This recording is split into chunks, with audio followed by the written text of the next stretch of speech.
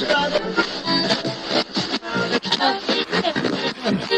up and sit down.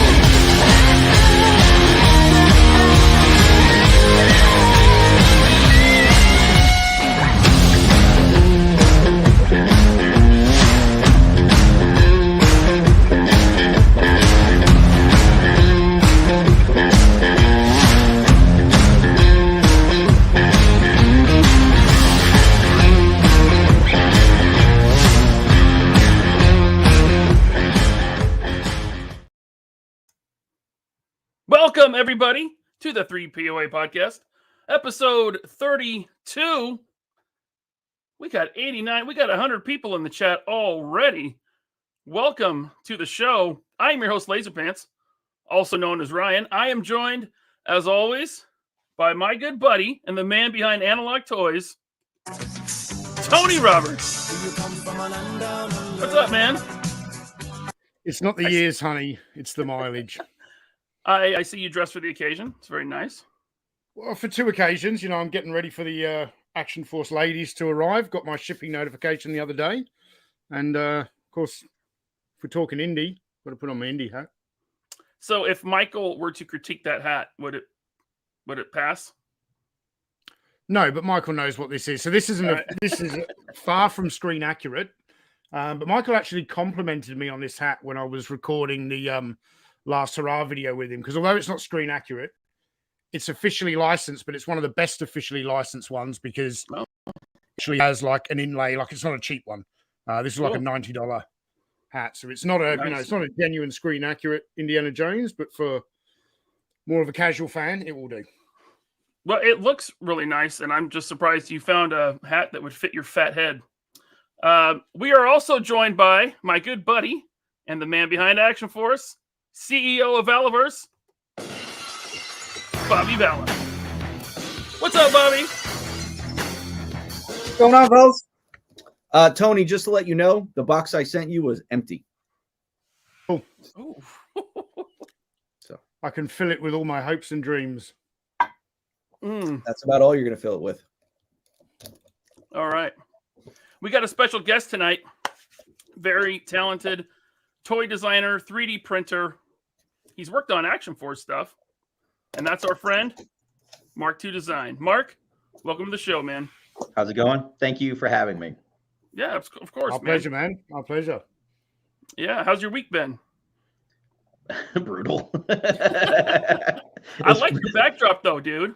I like the dichotomy of Action Force and G.I. Joe next to it. That looks cool. Yeah, you know, like Star Wars was my heroine for a long time. And I've been mostly sober for 2 or 3 years now. So, but these are what I'm plugged into. Cool. Right on. We're going to talk about some of the stuff you've been working on lately, some customs, maybe some stuff that you're going to have in your Etsy shop, and some other stuff you've worked on. Before we get into that, we are going to get to a couple super chats that we have rolling in already. First one, Brian Dillingham. Thank you so much, Brian. He says, have a great stream. We will. Thank you so much. We've got one from our buddy M. Vargo 97. Thank you, man. Spending my last free Saturday before tax season officially starts with the family tonight, so we'll watch this back later. Have a great stream, guys. Michael, he watches everything, so live or on the replay, we appreciate it. Thank you so much. We got one from Matt Tellen. Thank you, Matt. Oops. There we go. He says, I haven't been able to catch any of these lives lately, so I just wanted to wish you all a good show. Can't wait for the ladies to arrive, Bobby, and great to be seeing Mark 2. I'll drink a few for you. There you go. Going out this coming week. Nice. It's gonna be exciting. The ladies will be on the way. So, Series 3 of Action Force. It's the 4th series, in my opinion, because you had the SDS, right? Well, let's see. It's Series 1, 2, the SDS. The holiday items, I guess, were part of SDS as well. Mm-hmm. So yeah, if you want to call it the 4th series, because the holiday items, the SDS is ongoing. So then all the spring items will be ongoing items for special deployment and the ladies. Cool. All right. Thank you, Matt. We got one from the Canuck, of course. He says, oh, great. Once again, they let Laser Diapers join the cool kids. Hail the great Tony and Bobby and Scuba Pete. Hi, chat and the mods. Great to see everyone here. This should be a great show. Thank you, Canuck. Appreciate that. Then we got one from our buddy Jim Largo at Largo's Lair. Nice hat. Oh, Jim, I have not forgotten about you. I will address your message very soon. Sorry. Hey, white potato. What's up, white potato? Thank you. Okay. Thanks, Jim. Yeah, there it is. It's never going to go away. Thanks, Tony. You're welcome. All right. Oh, God, your face. All right. We're talking indie tonight, but like I said, I want to give Mark an opportunity to talk about some stuff he's working on currently. But Mark, before that, I got a couple things. Now, I'm not one to dogpile on someone, and there's been a lot of commentary in the community about a certain guru. And I just want to say, listen, not everyone can be a guru, but if you reach out to Action Figure Atorium on YouTube, you can officially become a guru, and he'll even send you an official Toy Guru membership card, which he did with me. He says, hi, I'm a Toy Guru. Drink of my cup. Right there. You got. Now, I know factually from working in the toy industry that this is not true. Oh, it's true. I got it. It's right here. That voice, that stupid voice, makes me see fucking red. I'm telling you. Seriously, I hear that guy's voice, and I turn to hope he's next to me so I could just punch him right in the face. Like, he's that much of a douchebag, and I'm so happy that he's having a bad couple of weeks. It's been absolutely fantastic. And well deserved. Did you laminate that yourself, or did it come like that? No. He sent it. So for just the low price of $9.99, he will anoint you as a Toy Guru and send you your official Toy Guru badge. What's that site? I'm going to do that right now. I can't tell if this is a bit or you're serious. Oh, I'm dead serious. Jesus Christ. It's right there. It's Action Figure Atorium. So you can just email him, tell him you want to become a Toy Guru. His name is Mark Major. Also, I got my, it's now official, Bratz Car Owners Club membership card, also from Action Figure Atorium. The Bratz Car Owners Club membership, we call it BCOC for short. But there it is. That's from Mark over at Action Figure Atorium. Thank you so much, Mark. Appreciate. Oh, and he also threw in a T-shirt. It says "Taxman working," and there you can see Taxman's dumping out your money right there. Thank you so much, Mark, for my membership kit. Now our friend the Dragon Reborn, aka Carol, he sent this in, and I have to show this on the stream because this blew my mind. First, there's a cutout of an advert. Must be from 1982. But there it is, the Action Force Series 1. Correct, Tony? Yep. Right there. Also and I have not taken this out of the bag yet, a vintage Desert Rat. Ooh. This is so cool, man. I was blown away. Tony, you told me the name of this guy. You're going to have to remind me. Got one of these. Ground Assault. Ground Assault. And a vintage. So that's a Series 1 Frogman. So they did the SAS Frogman in Series 2, but he's a little bit different. First of all, he's got the SAS logo printed on his jacket, but also they didn't paint the flesh color on the hands, so it looks like he's wearing black gloves for the SAS. So that's a genuine Series 1 Frogman. Those I was look like just they're looking really at good that. shape too, man. Yeah, they are. As far as I know, they're beautiful. I believe Desert Rat's complete. He has his backpack and his rifle. That's And- not a backpack, Ryan. That's a TNT Oh, explosive okay. device. Oh, right. Oh, that's a plunger. Okay. What was cool is that this advert that he clipped out of a probably an old comic, because on the back it's like a comic strip, but it's in Dutch.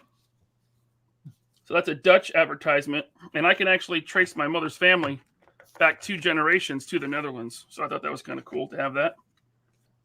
He also sent me a handwritten letter in cursive, which I'm glad cursive's not dead because they don't teach it in schools anymore. But it was really nice. So thank you, Carol. Thank you, Dragon Reborn. Much appreciated.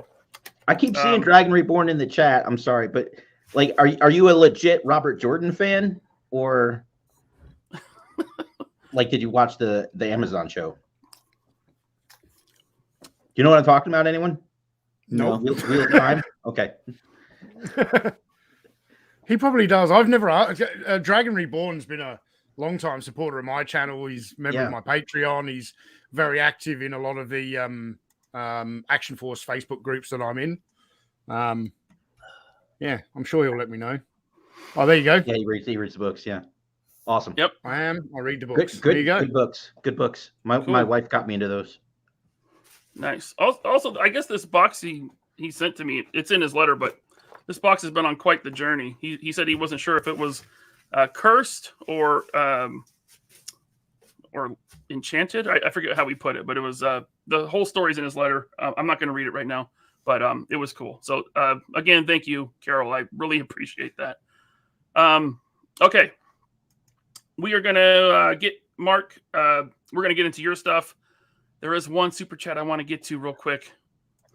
That is from Rebel X Studios. He says, have you guys heard about the video from a certain guru who knows that Motu Origins and Masterverse are canceled? Seems familiar. Have you guys heard of that? I didn't hear about that one, but I do know that he's coming out with a video this week about, Action Force dying and going away just because the line's failing. So, I'm looking forward to that one. He got a memo from someone at Target, Bobby, that said that Bobby's retiring. Yeah. He's packing up. He's taking his bat and ball and going home. Yeah. I figured if he was, if he wanted to keep making videos about false information, what better thing to report on? I know that Mad Hatter on his channel uploaded a clip of the Toy Guru talking about it again. That's on the Mad Hatter YouTube channel. Great video. Yeah. What an absolute dummy. Thank you, Rebel X Studios, for the super chat. Okay. I am going to put the super chats on hold for now, guys, and we're going to talk to Mark. Now, Mark, this first thing I've been kind of following along with the process of you designing and making it and getting a final version. So I'm going to add this in, and you can just tell us about it. Yeah, so this is effectively the test print. So I did a 1/12 scale Silver Mirage for the classified figs. And it really started with I wanted to start kind of redoing getting more into photography, and I wanted to do comic book covers. And issue, I want to say 47, it's got Lady J on the cover riding a Mirage, kind of looking back at this big red truck with a bat driving it. And the truck actually looks a lot like Optimus Prime. So like a while back, I did a big 1/12 scale FL86 Freightliner and made it up to look like Optimus Prime. And then, I finally got to this. So this is, I got onto Patreon, and I'm trying to do a monthly project. Some of them go a little long, but this is one of those. So I've got it here. Lady J is not very posable, it turns out. She can barely sit on it because her legs won't. You go, Ryan. Sorry. And that's about as much of a sit as she can do, and her legs really need to come up to 90 degrees if she's going to sit on this thing right. Well, they need to come up to 90 degrees if she needs to go to the toilet. Yeah, right. So, guess GI Joes can't do that. Yeah, but I'll not to be another guy kissing Bobby's ass, but like no shit. these are the most posable damn figures I can find. Listen, Like, that's they the only really reason are. you're on the show right now, okay? And then like I got the Tiger Force Ram, and I feel like I almost took Duke's thumb off trying to put his hands on the grips. And this is a 3D print, you know, so I got to be careful with it. And so, fortunately, these guys came with a bunch of extra hands. So the scoop hands are absolutely perfect for this. So, but I'm pretty happy with this thing, man. Like, yeah, I think it looks great. And for I'm a first sucker. Print, yeah. Usually the first print's a little on the rough side, and so it's got a little wiggle in it. Like when I design stuff specifically for 3D printing, I have to add in some extra play. At the end of the day, I want people with FDM or DLP or SLA. Like I want multiple people to be able to print this thing without issue. So you got to give a little extra play in between pieces, or if they end up having to do a bunch of sanding, it's a pain in the ass. So like I'm like kind of impressed with myself how this one turned out on the first go round. Oh, I'm very proud of you, Mark. Thank you. It doesn't even look like a 3D print. So I know it looks really good. For those in the audience who aren't aware, Mark from Mark2Designs, he obviously designs a lot of weapons for Bobby's Action Force line. I've got a particular soft spot for Mark because he sculpted Desert Rat's M4. That's correct? Yeah. Yeah. I'm not getting that wrong. The best weapon in the line. Of course, I'm biased. But he also did this amazing Cobra Claw that he sent me. I like to display this with Baroness. She's not on. I don't know. I think I might have done something weird with my Baroness figure recently and sent Ryan a photo, but I won't go into that here. But this is super cool, man. I love this. So great job. Yeah, it looks good, man. The Canuck asks, how much, Mark? Yeah, I have no plans on selling prints of this. So the people in my Patreon are like at the STL Club tier, which is like $10 a month. Like they get the files, they can print it, do whatever. But and I did add a link to the chat to your Patreon if anyone wants to hop in there and get some files that they can print. And there are 3D printers out there that you can send a file to and they'll print it for you for a fee. So if you don't have a 3D printer, that's an option. But only Mark has the file. For now. Cool. Very cool. Yeah. All right. And the next thing you sent, you've been working on, which is near and dear to my heart, is this Wreckin' Rig from WWE. Yeah. Which you have taken and customized excellently into this rig right here. Yeah. So tell us a little bit about this. So back when I was working on the Optimus Prime truck, I had posted some pictures of the grill, and Ryan reached out to me and was curious if I was making a grill for the Wreckin' Rig because he wanted one that didn't have the WWE logo on it. So I kind of took that on board and like immediately thought of the Pork Chop Express, of course, from Big Trouble in Little China, Jack Burton's truck. And so I did the grill for Ryan, and then when I finally got a couple minutes, I did this. So it's a couple different things. I did a I hate it because when I look at it, all I see are the damn flaws. Like I really I have to redo this. Like we still haven't cracked the code on making things perfectly chromy and shiny. And I fingerprinted this up. Neither has Super 7. Right. Now, is that just like a chrome silver spray paint, or did you Molotov? It's actually they were markers, but they flow through an airbrush really nice.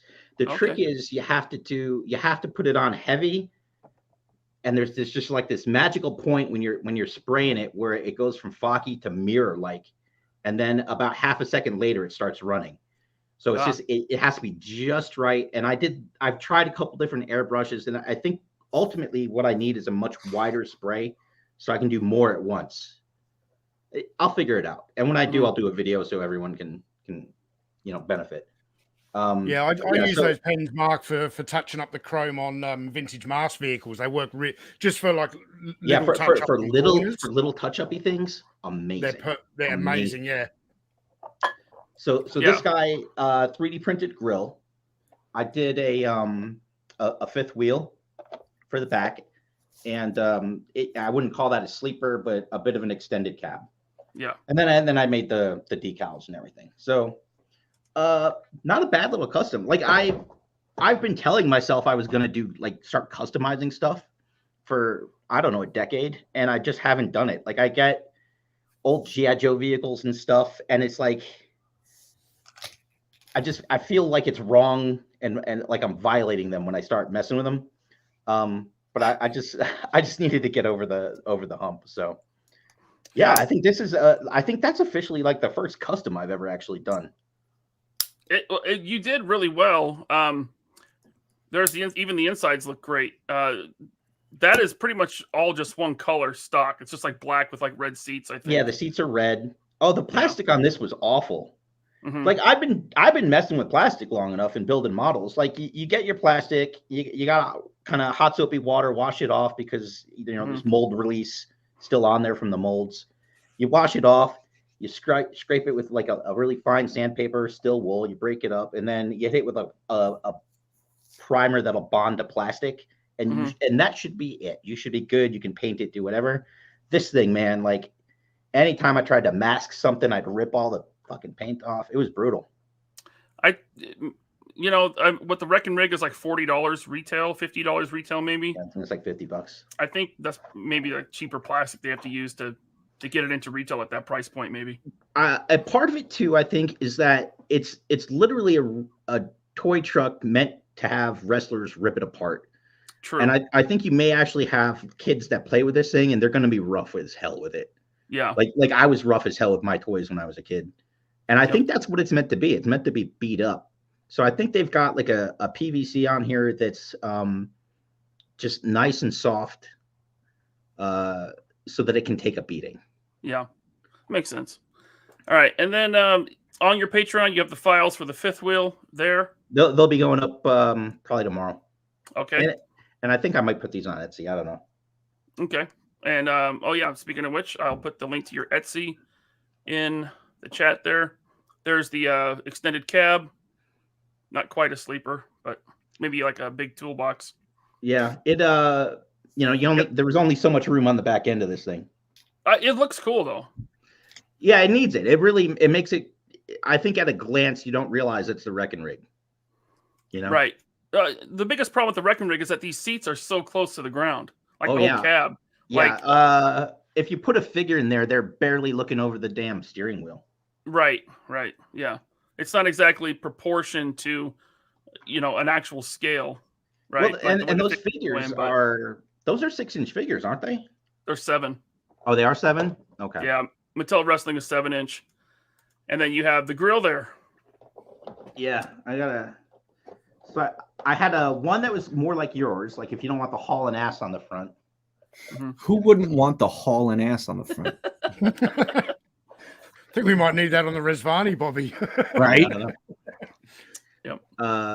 So I've got one that's kind of plain, but it's also doesn't have the same. The lower half isn't the same shape as the this one. It's more like the original, like the one you've got. And I've got your lens caps. I got to ship those out to you. Andrew M says my son beats the hell out of the Slambulance. Now that's another one that you could probably customize if you wanted to, Mark, with parts and pieces and paint. Have you seen the Slambulance? I've seen it. Yeah. It's a really good 112 vehicle, especially they went on sale. I think I picked mine up for like $20. Wow. Yeah. So there's the grill, and there's a plain grill if you don't want the haul and ass. All right. And then you also put up the ferret. I just threw in some other pics. Yeah. So is this the WWE ATV, or is this one that you 3D printed? No, I 3D designed that, 3D printed that. Yeah, I've seen that WWE ATV at the store a few times, but I haven't taken a close look at it. Or I keep passing on it. So this looks cool. I was trying to take advantage of there's a small toy shop that opened up like less than 2 miles from where I'm sitting at my shop, and great guy. It's called Monkey Paw Toys, and the guy just like had this massive collection and started doing shows, and people kept asking him if he had a store, and he finally decided to open a store. But he had this corner when I went in there with these big dios, and the idea being he wanted people to bring in their stuff and try and take do some photography there since he had these big dios, and I decided I'd try and take him up on that. But the truck's just a little too big. Gotcha. But yeah, it's pretty cool. Like, I really need to invest in something larger. Here's the Tiger Force ferret. Yeah, the tiger paw. Tiger claw. Yeah, very cool. Now, are these files that will be on your Patreon, or? Yeah, those files are on the Patreon now. That was yeah. So kind of the reason I wanted to bring this up and talk Patreon, like I just retired from the military, and I'm still trying to like figure out exactly what my role in the industry is going to be. I'm primarily a hard surface modeler, and which is like machined looking pieces and parts, and I haven't done a lot of organic stuff, though I'm working on it. But I want to do these projects. So there's two states, right? You're either getting worse or you're getting better. So I need to just like keep doing stuff and keep practicing and getting better. So I do my Silver Mirage and I do these things. But like the first ferret I built, I mean, that cost me like $1,000 to make one ferret. Wow. So the printer I have isn't big enough. So I sent off to have a piece, the main body printed for me from a company out of Chicago.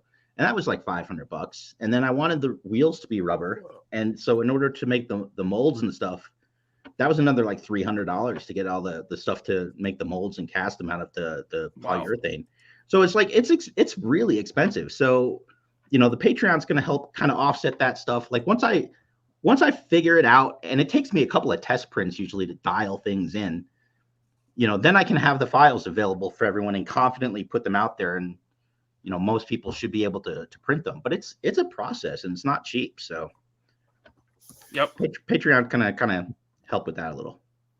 Good. Now, I put the link to your Patreon in the chat again, if anyone wants to go check that out. So cool. Mark, you're doing great work, man.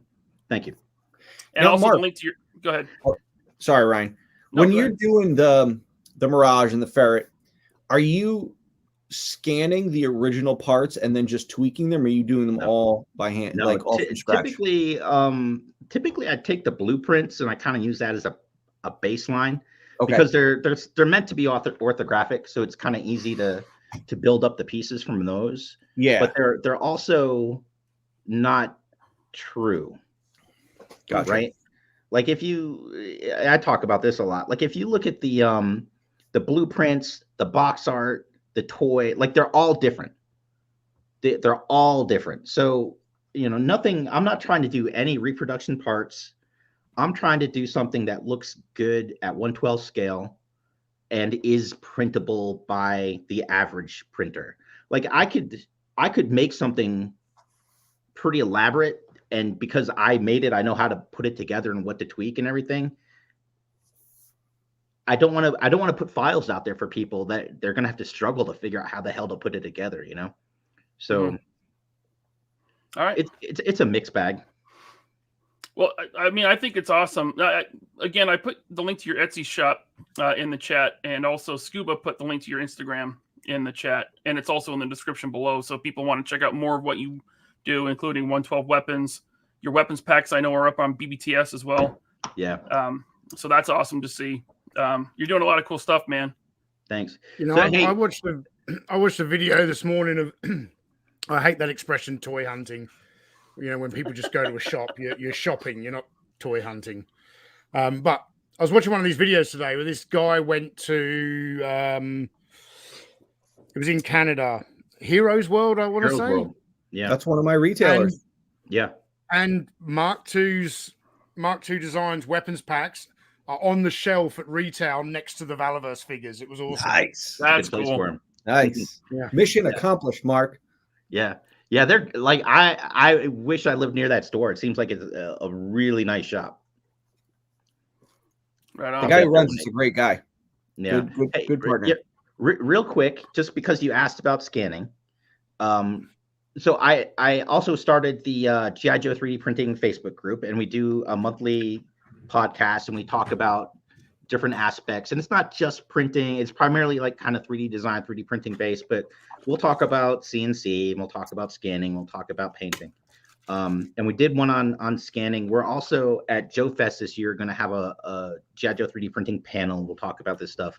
Now, is that going to be you and your buddy Juan, from the Artwan Juan? Juan? Yeah. Yep, and Mike Kleppinger, and we may have there's a couple other. There's so many talented people in the group, and there's 2 or 3 guys that are planning to be at Joe Fest for the first time this year. So Cool. I may rope them into it as well. So Juan is going? Oh yeah, he's because Juan is a local guy here in where I live, and I see him at like all the toy shows. Him and his wife, they are big time collectors, man. Oh yeah. Excuse me, Mark. Yeah. You have to refer to it by its correct name from now on, especially on this show. It is Valicon. It's Valicon. I love you guys. It just pains me a little bit because I know how hard Ed works to put that show on. I know. But we work hard too, man. You do. Like, no kidding. Listen, you guys put out a lot of, like, the 3 of you are putting out so much content and so much stuff. Like it boggles my mind a little bit. Yeah, listen, thanks. I've been to all the Joe Fests, even the one when it was in a little hotel. Never has there been a line out the door for a vendor, or a celebrity or anyone. Just saying. I'm just saying. I was in that line. I know. I'm just saying. So, before we move on to Indiana Jones, because we need to do that. I do just want to say one more thing that Mark made that's really mind blowing. Is this right here? I mean, look at that. You can't tell the difference. That's the one Alex Sanchez painted, though, right? Yeah, this is the battle damage, and it won't focus, of course. But yeah, that's the battle damaged one. I still have all the unpainted ones you sent me. Like, you sent me like 10 of them or 20 of them. I don't remember, but appreciate that, man. It's too bad you can't still do that. Stupid Apple deleted the app. Well, it was the company that ran the app closed their servers down. Yeah. Gotcha. It's so weird. Like that app was developed for people like dentists. Ah. Yeah, weird. Weird. Okay. Do you feel comfortable giving Ryan that much head? Listen, he offered. We have the selfie series. What are you guys worried about? Like the selfie series is perfect. Like I don't see why you need another app. I guarantee you, if people are calling Ryan the white potato now, imagine if he got a selfie series figure. Oh man, that would be the white potato right there. When I think of if I were to make bets with somebody, I would think like a good losing bet would be to have to get a selfie series figure. That'd be rough. You got to spend $60 on that crap. All right. Let's get into some super chats, and then we'll dive into Indiana Jones Adventure Series. Let's see. Already got to that one. Thank you, Rebel X Studios. Retro Blasting. Life is good. First Lio, and now 3 POA in a row. I'm living right today. Awesome, man. I got to go back and finish that Lio Convoy stream. That was good. Tony Robles. Thank you so much, Tony, as always. Cheers. You got this little whiskey there, this little whiskey glass. Am I the only one drinking tonight? Is it just me? Mark, I know you're sober. I drank. I had I forgot that this is basically an old fashioned in a can, but it's like it's a 84 proof. So like I forgot how potent they were because I've had this sitting for a while. Then I just chugged it, and I was like, great. It's got that old top like an old Mickey's can. Yeah. When I was in high school. The pop top. It's not the push in. You got to peel that shit back. Yeah. So I'm drinking that, alternating that with my tea, and then I'll probably move on to something else in a little bit. But they probably moved away from that pop top because sharp metal objects and drunks aren't a good combination. I mean, I guess. I mean, that's how all the cans were. Yeah. In the 70s, early 80s. Yep. All right. Thank you, Tony. Darth Clueless. Thank you so much. Happy Saturday. Just showing a little love. Right back at you, man. Much appreciated. Dan Sargenson. Thank you so much. Mark, you're still working on the Mirage to Condor mask, correct? It's on the list. It's on my list. So since he's kind of bringing it up. So like I really want to start doing mask vehicles, and part of the challenge with that is a lot of the spring loaded stuff. And so I'm trying to figure out a good way I can print a spring effectively, and have it in place so that you don't have to go buy extra pieces. On the Mirage though, check this out. So the back wheel used to kind of just free float, and I designed it in such a way that you can use it. You get like a steel paper clip and bend it so a paper clip runs down this arm and then in the body kind of up, so it's got a little bit of a built-in shock. Smart Nice. thinking, Mark. That's awesome. That's cool, man. Awesome. All right. Dawn, thank you very much. Master Payne 80. Master Payne. Like that. Mark II. Any plans on making an SA80 or L85A1 or having them added to the Action Force like Bobby? Well, Bobby's not a big bullpup fan, and I'm not gonna. I started this comment for a reason, and it's not to single out this viewer because I don't know if it's, but this came up in Bobby's live stream, and I think in the last 3 POA. I don't know if it's the same person, but the SA80, which then became the L85, has been the standard British Army infantry or British Army rifle since 1970. Well, since the early 80s. In a while, yeah. And that thing is an absolute piece of shit. Yeah, it's been famously hated by the British. bad. Okay, everyone says, hey, the L85A1 is much better. They fixed a lot of problems. It's still so inferior to anything else. It's, you may as well put a musket in the line, Bobby. For your semi-futuristic line. Here's the thing with bullpups. Everything in firearms is made to go forward. Yep. Nothing should go back, except when you're extending a stock. But that's not the functionality of things. Forward. It's always a forward motion with firearms. The last fucking thing you want to do is after you're firing to have to go back to drop your fucking mag and reload. You always want to stay fucking straight as an arrow. Mm-hmm. So it's like you can drop the mag on an AR or an M4 platform and leave the rifle there and immediately just come to it. Trying to go backwards? You want to go backwards with a mag? Come on. I mean, I have been for really cool. They're cool looking, but this gun is on my short list. It's absolutely on my short list of things to do because regardless of how shitty it is, it's an iconic rifle. I mean, it's like Tony said, it's been their standard rifle for a long time. So yeah, it's on my short list. I think Bobby's definitely not doing it. I've been very curious what Tony was going to say. So pretty much exactly what I thought he was going to say. Look, I used the Steyr in the Australian Army. Mm-hmm. I went into the Australian Army out of high school. I used the F88 Steyr AUG. Then in my early 20s, moved back to the UK, joined the British Army, used the SA80, and I hate both of those weapons. They are the most awkward, fucking impractical design for an assault rifle you can imagine. Some people really rate the Steyr, with that really easy to remove barrel when you can put different types of barrels in and all that. Nothing beats the standard kind of, for me personally, and I've fired a lot of different assault rifles. Nothing beats the standard like M4 platform. It's the most user-friendly. I've never fired a G36. I know G36 you can cock it left or right-handed. You can have the rounds eject left and right-handed.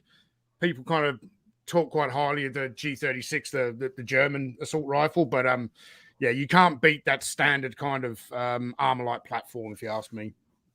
Sorry, Bobby, you were going to say something. No, I was going to say that.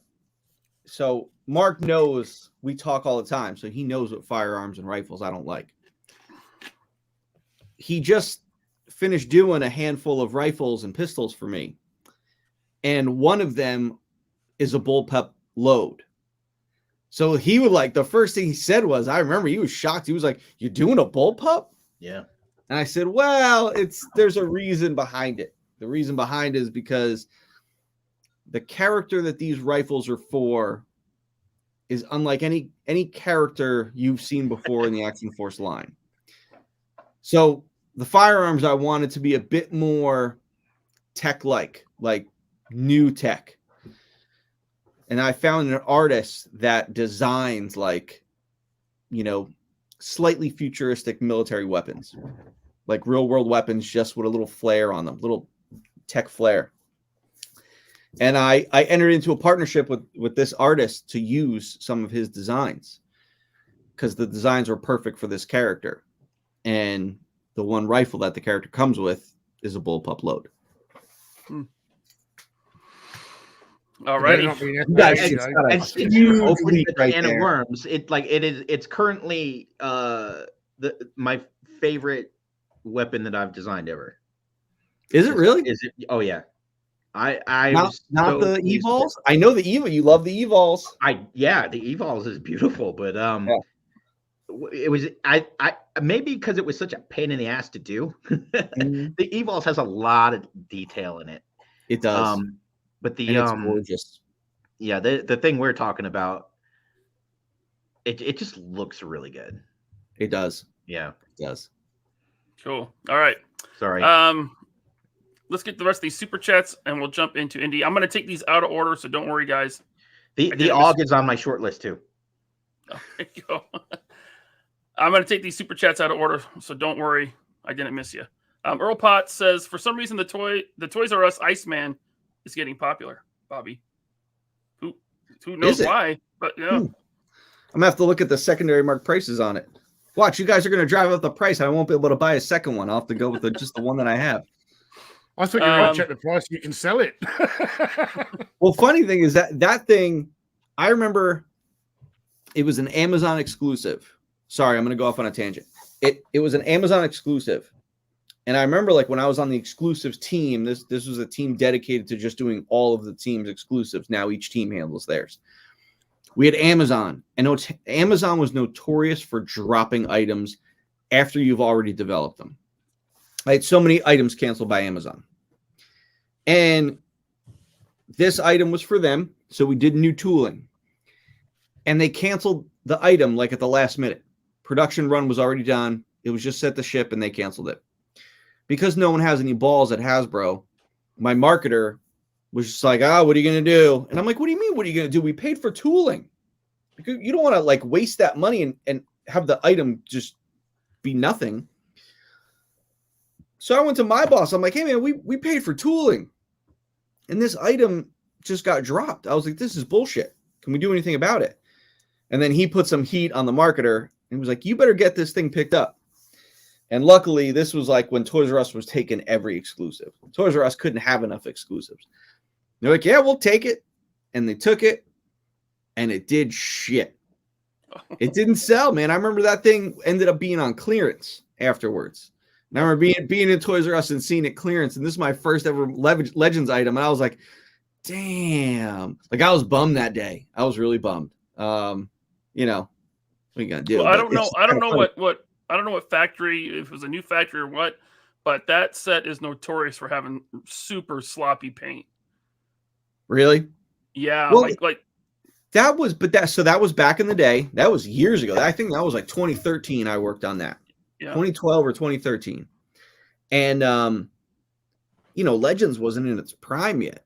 And yeah, of course, the factory is going to give less attention to a short produced exclusive item. They want to do something that's 100,000 pieces or 50,000 pieces. They don't want to do something that's 10,000 pieces. And that's what exclusives usually were, 5,000 to 10,000 pieces. And, you know, so it's, you know, it's exclusive, but yeah, it didn't get the love that exclusive items should get. Yeah. All right. That got now. Felipe Terrazas has a super chat. Mark, will you be doing a Wilson from COD? So Call of Duty makes up their. I don't play it. I keep meaning to kind of get into it, but it hasn't happened. But they make up names, like for example, the I can't think of the bison. They call it like a bullfrog or something like that. So I don't know what the Wilson is. Maybe a Google search and see what it actually is in real life. I've never played Call of Duty, so I can't help. Yeah, I imagine it's a trademark thing. They don't want to pay for the rights to use the names. Okay. Well, Or thank you, something. Felipe. Thank you, Felipe, for the super chat. Uh, Gundam Warrior. I'm gonna Google that. Sorry. Okay. Gundam Warrior, thank you for the super chat. He says, good or bad, Pixel Dan calling out Hasbro on the D&D figures. Might be last for a while super chat as I lost my job. Well, first of all, sorry you lost your job. That sucks, man. But don't worry about super chats. It's okay. This show is free. That sucks. But yeah, good or bad, Pixel Dan calling out Hasbro. That's good. I mean, hopefully someone with his following will get them to fix the situation. I've seen a lot of broken D&D figures and G.I. Joe figures lately. A lot. Yeah. Look, yeah, it's a good thing. I think it's a shame that it's taken him, more than 10 years to start doing it. And it is interesting that he's calling out Hasbro and not Mattel. You can't tell me he hasn't had a QC issue on a Mattel product in the last 10, 15 years he's been on YouTube. But, he'll call out Hasbro, but not Mattel, because they allowed him to make a book about Masters of the Universe, so he can't say anything bad. But I do respect him because he called out Spectre as well on his Twitter. People were sending him the Spectre video, and he was like, "Stop sending me the video. It's not true." #Motu. So yeah, and everyone knew what video he was talking about. He did call out Hasbro last year too, I think. Whenever the real Ghostbusters, the retro Ghostbusters dropped, he did call him out on that before, whole. I think. Yeah, that was a mess with those exclusives. Yeah. So yeah, thank you, Gundam. Again, sorry about your job, man. That sucks. But he gave softballs to Brian Flynn. Mm-hmm. I don't know. It's Brian Flynn has some sort of superpower where he can just shut these interviewers down and only get softballs. It would take him a few years of shitting on Hasbro to make up for softballs to Brian Flynn. I'm not so quick to praise him for it. Fair enough. Okay, and then Michael Prue, thank you for the super chat. Bobby, like to send my drawings for figures. I appreciate the offer. I am not accepting unsolicited ideas. I handle all the designs of the characters. I don't let anyone else have the reins there. It's more of a it's a personal thing. It's like my baby. So is pictured on that avatar. I don't know. I'm gonna take off the screen. That? Thank you, Michael. I mean, if it's that kind of shit, I don't think we can put it in the line, man. Wow. Yeah, but you're not taking. No. You're not taking that. But thank you, Michael. I appreciate the super chat. Okay, now this is a good segue into our next topic, our main topic. Timothy Hans, thank you, man. He says, I really want to like the Indiana Jones figures, but between the sculpting and the articulation, I'll have to pass. Understandable. And we're going to get into that right now. Timothy, thank you for the super chat. Alrighty. So, I don't know if you guys saw it, but there was a live stream from Hasbro this week with these guys, Patrick, Chris, and Eric. And they were telling us all about... Now, this is basically just the Black Series team. And they're also doing Indiana Jones. And they're telling us about their new Indiana Jones Adventure series, as well as other things. I know there's retro Indiana Jones figures coming. We're not going to dive too much into that because I don't think any of us collect them. But some of the Adventure series we probably will. So I have the entire line, so I've no need for the retro collection. Unless they come out with something like an unreleased figure, like a German soldier, then I might be interested. But gotcha. All right, they recapped what we already know is coming. They told us about a Monopoly game. How excited are you guys for an Indiana Jones? It was a highlight Monopoly for me. game? I'm a huge Monopoly fan. I have like 40 different Monopoly boards. Listen, when someone knows, like when your friends know you like Star Wars, when it comes to gift giving time, they get you Monopoly Star Wars. Yeah. Okay, so I have like a stack of Monopoly Star Wars games in the closet that I'll probably never play. They showed a sex whip, which seemed really inappropriate for for a children's toy line. I don't want to talk about this at all because everything that needs to be said was said in this clip. A unique extending and retracting feature. Oh, that's a lot of fun. Closely mimics an actual whip. It's very safe, though. Closely mimics an actual whip.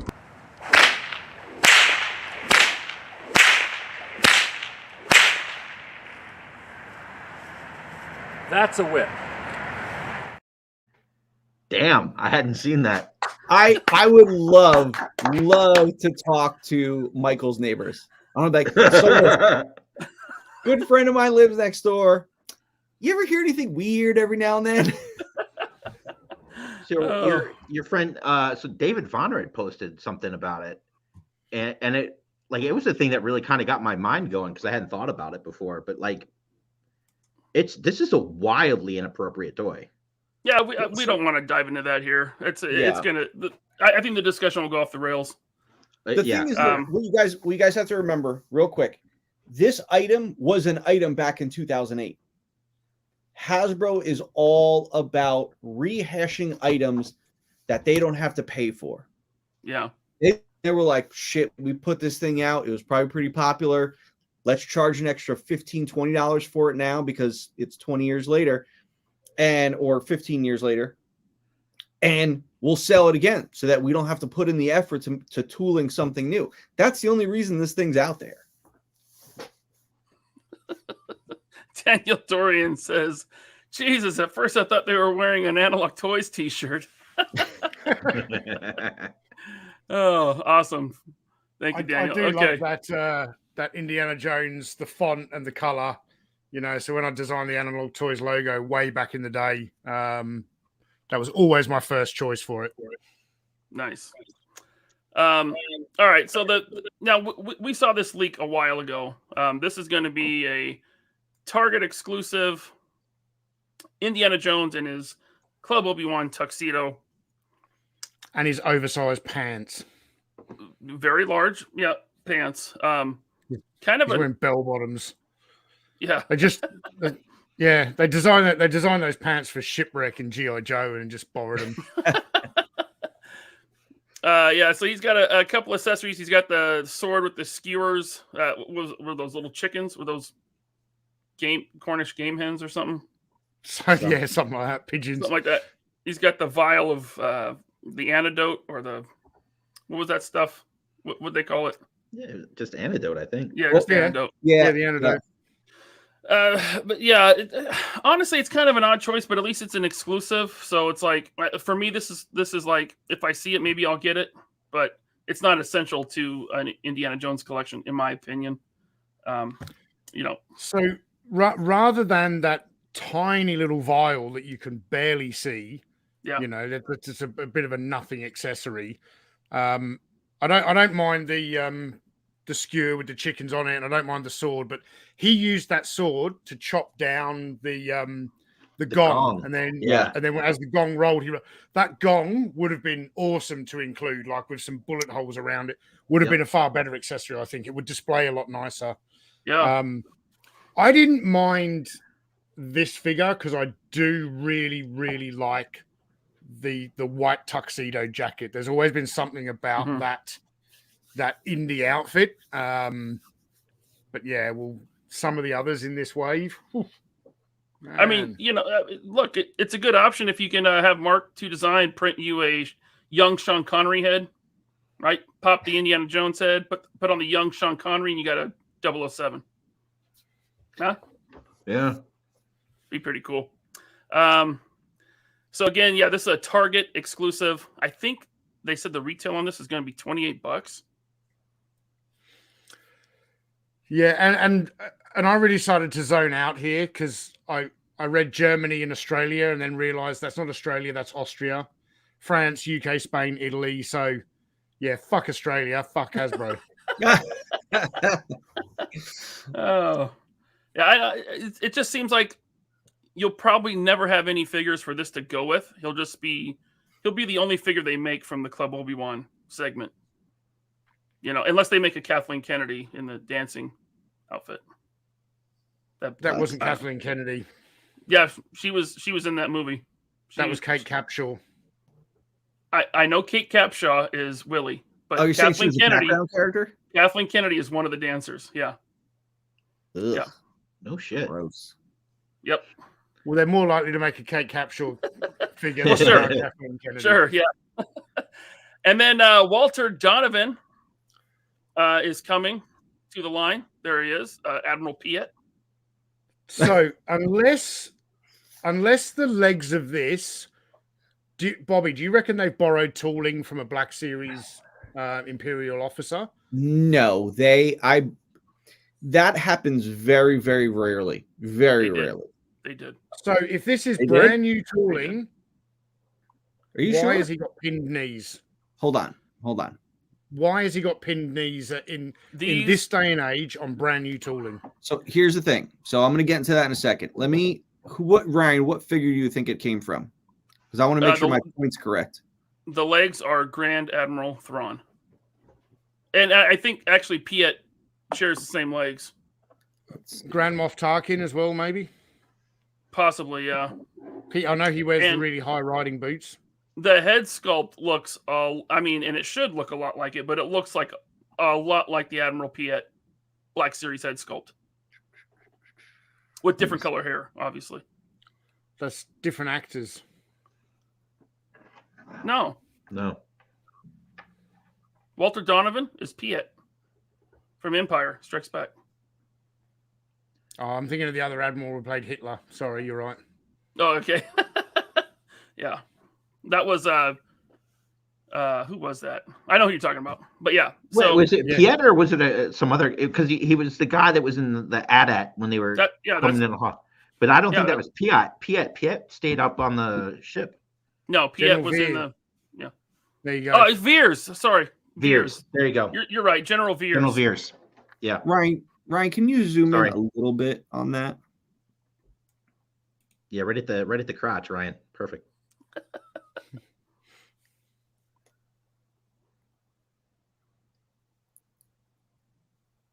So I have two theories. They look very similar. I didn't see one thing that made me think that they were different legs. So I'm not accurate. However, I wouldn't be surprised if it's more of a situation where the sculpts were done at the same design house that does Star Wars Black Series. And they just reuse the same file. This could be at the same factory, and they were able to tell them, hey, use this from the series. And it is Disney and Disney, so it's okay. But when I was there, when you kind of brought that up, like, hey, we can use tooling from this or tooling from this, there was a lot of like hesitation with those kind of things. Like I had done it on an Iron Man exclusive pack. I used G.I. Joe parts to make a Tony Stark figure. Rare occurrence, 2 lines at the same factory, but it was more one of those hush-hush things, like don't tell Marvel that we use G.I. Joe parts on this thing, because I think you're not allowed to do that. And I don't think you're allowed to use Marvel parts for other figures. So that's why I'm kind of like, I think they keep the tooling separate, but I wouldn't be surprised if they use the same files. But this is the Black Series team. Yeah. Guys, right? That has nothing to do with it. So that when you see those guys, that's the Black Series marketer. That's one of the Black Series designers. Right.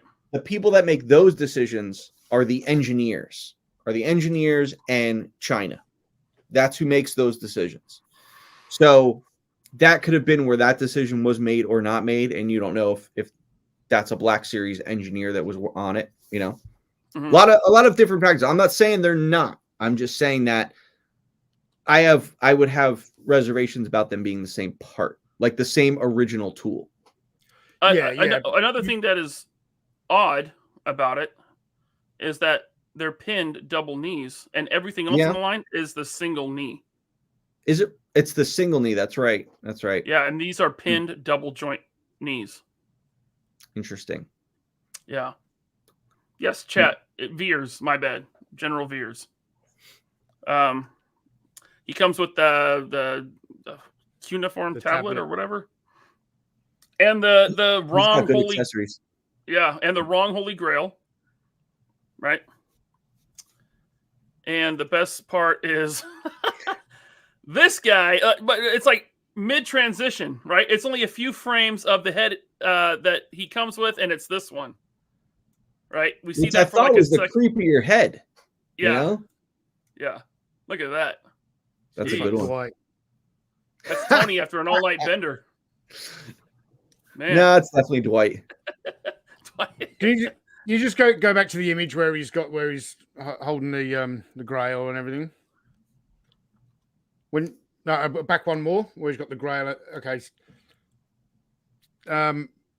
In this live stream, they said, right, he comes with his weapon, and his weapon is the Holy Grail. And I was like, did they just start to talk about a gun and then remember that they probably had a brief where you can't talk about the gun? So he was like, yeah, he comes with his weapon, and his weapon is the Grail. Like, you dumb shit. I'm surprised they have him come with a gun. I'm really surprised. Well, I know Indy has has to. revolver. Like they had to make that decision on this line early on. I mean, people aren't upset about the guns; they're upset about the whips. But, yeah. I mean, all their figures. I mean, not all their figures, but a lot of their figures still come with guns. You know, like look at their Fortnite line; they all have guns. So I don't know. So there he is, and he is going to be a Walmart exclusive in the U.S. and Canada. Yeah, Spain, France, Italy, UK, Germany, Australia. Oh, fuck Hasbro. Austria, huh? Well, good Austria. Day, yep. All right. I actually like this figure. That's a definite pickup for me. I'm telling you now, if they're selling these toys in Germany and Austria, they ain't never going to make a Nazi figure. No way. No, they're not doing that. No. However, they should do an Austria exclusive of Indy in the raincoat with the beret on. Yeah. You know what's interesting is they are doing Pat Roach, the version of the German mechanic. Yeah, the German mechanic. They're putting him back in the retro line. I would like to see him in the Adventure series. I'm glad you mentioned him, man. He's just a super underrated but prolific actor. He's been in so many things. Holy cow. Mm-hmm. Yeah, well, he was the German mechanic in the first film. Yep. In Temple of Doom, he was the giant thuggy. Yep. Did he have a part in Last Crusade? I believe the chat so. will tell me. I mean, we're missing his best role ever. I mean, General Bennett. Kale from Willow. Yeah. What'd you say? Wasn't he Bennett? Yeah, he was Bennett in Commando, wasn't he? No, that was Vernon Wells. Was it really? Yeah. Oh. Yeah, Vernon Wells he's an Australian guy because he started off in Mad Max. K-Dog says, wasn't he the big sword wielder in Raiders? I don't know. I think so. Yeah, I think he was. Okay. So he had a couple roles. You're right. Okay. And then we get this one, this Professor Indiana Jones. So there he is with his red bow tie. Yeah, in his vest. Now, odd choice for the first outing from Last Crusade, being this version of Indy. Now, there he is in the movie, at the beginning of the movie, and it looks pretty okay. Although the tweed suit to me looks more brownish than gray. Right? You all agree? He's backlit there, maybe. Yeah. That might not be the best reference shot for that. Maybe not. But there he is after he comes out of the sewer. He's got on a completely different suit, no vest, no bow tie. There he is before he goes. Here's my theory on this, right? These guys decided that they were going to make a Professor Indiana Jones figure. So they did him with the bow tie and the three-piece suit. And then they went to market, and marketing's like, that's it. That's it. So then they said, we can give him the Cross of Coronado because that's what he hands over to. They're like, yeah, that's it. What else? We'll give him a chalkboard. Oh, well, if we give him a shield and all of this stuff from this totally different scene where he's wearing a different costume, and then it'd be cool. This is from a totally different part of the movie. Yep. The torch, the shield. It's the figure from the university with the accessories from a completely different scene. Yeah. Tony, He never- That belongs in a museum. This is tooling reuse at its finest. This is how you get an item sold in. Because when I told you about the fucking shit conversations I had with $20 bill about certain things, it was always, well, what could you use it for again? They always want, what's the second use? So the team came and they said, hey, we want to do, Tuxedo Temple of Doom Indie. And they were like, what are you going to use that for? And then this was their bullshit plan. I got an idea. We'll do, we'll do Professor Indy, or they probably tried to sell it as, hey, we'll do Last Crusade Indy, but we can kind of fudge it, because that was definitely their plan. Because it comes with all the accessories, and they have Walter Donovan, and they're like, shit, how are we going to do this? Oh, I know. We can reuse that stupid tuxedo body that we did. Great. Yep. It's it's something. Not really a figure that I've seen anyone have any excitement for when it comes to Last Crusade. Honestly, I think the accessories are fine. They're cool. It just doesn't make any sense. And this is going to be another Walmart exclusive in the U.S. and Canada and Australia. Sorry, but at least you don't want this one. So, peg warmers, man. Well, are they going to be peg warmers, or are we never going to actually see them on pegs? I think they're going to be peg warmers. Guys in suits, man. Nope. Like every exclusive, I think some Walmarts will get way too many, and some Walmarts won't get any, because that's the way distribution is. Like, I don't know if you've seen pictures online of the Tiger Force bazooka. No, the bat and Outback, but some Targets have like 20 of them each just lined up on the shelf, and some Targets aren't getting them. And it'll be the same with this. It's kind of the way it always is. It's feast or famine with exclusives. So they also we can skip that. They're going to be on shelves later this spring. I believe the Club Obi-Wan is up for pre-order now on Target.com. In fact, it is. I saw it today. That is up for pre-order now.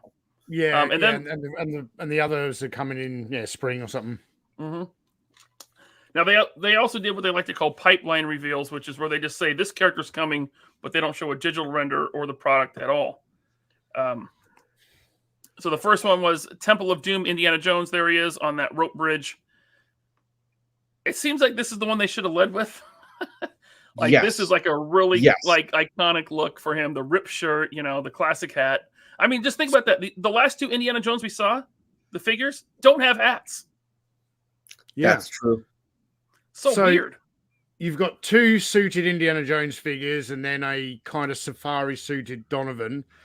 That's the kind of stuff you bring into a toy line in its like fourth and fifth wave when you've already come out swinging with your big hitters. This is a big hitter. This is probably the second most iconic image of Indiana Jones, with the shirt sleeve ripped off and everything. To me, Indiana Jones will always be like the not the streets of Cairo, but like the truck chase Indy. So the leather jacket, the gloves, all of that stuff. This is the second one, but yeah, the second. I was curious. Why is it out of chronological order as well? I don't know. I mean, the exclusives are like, if they were in a wave, they'd be the ones that everyone skipped. So maybe that was Hasbro's way of just offloading a couple of figures to retailers that they want them because they're exclusive. I don't know. The first round of these, they had the build a artifact, right? Like you get all the figures and you build the Ark of the Covenant. That's gone now. What other artifacts are there to build? So, Mark, I nearly made a video clip, but I didn't have a way of making it funny.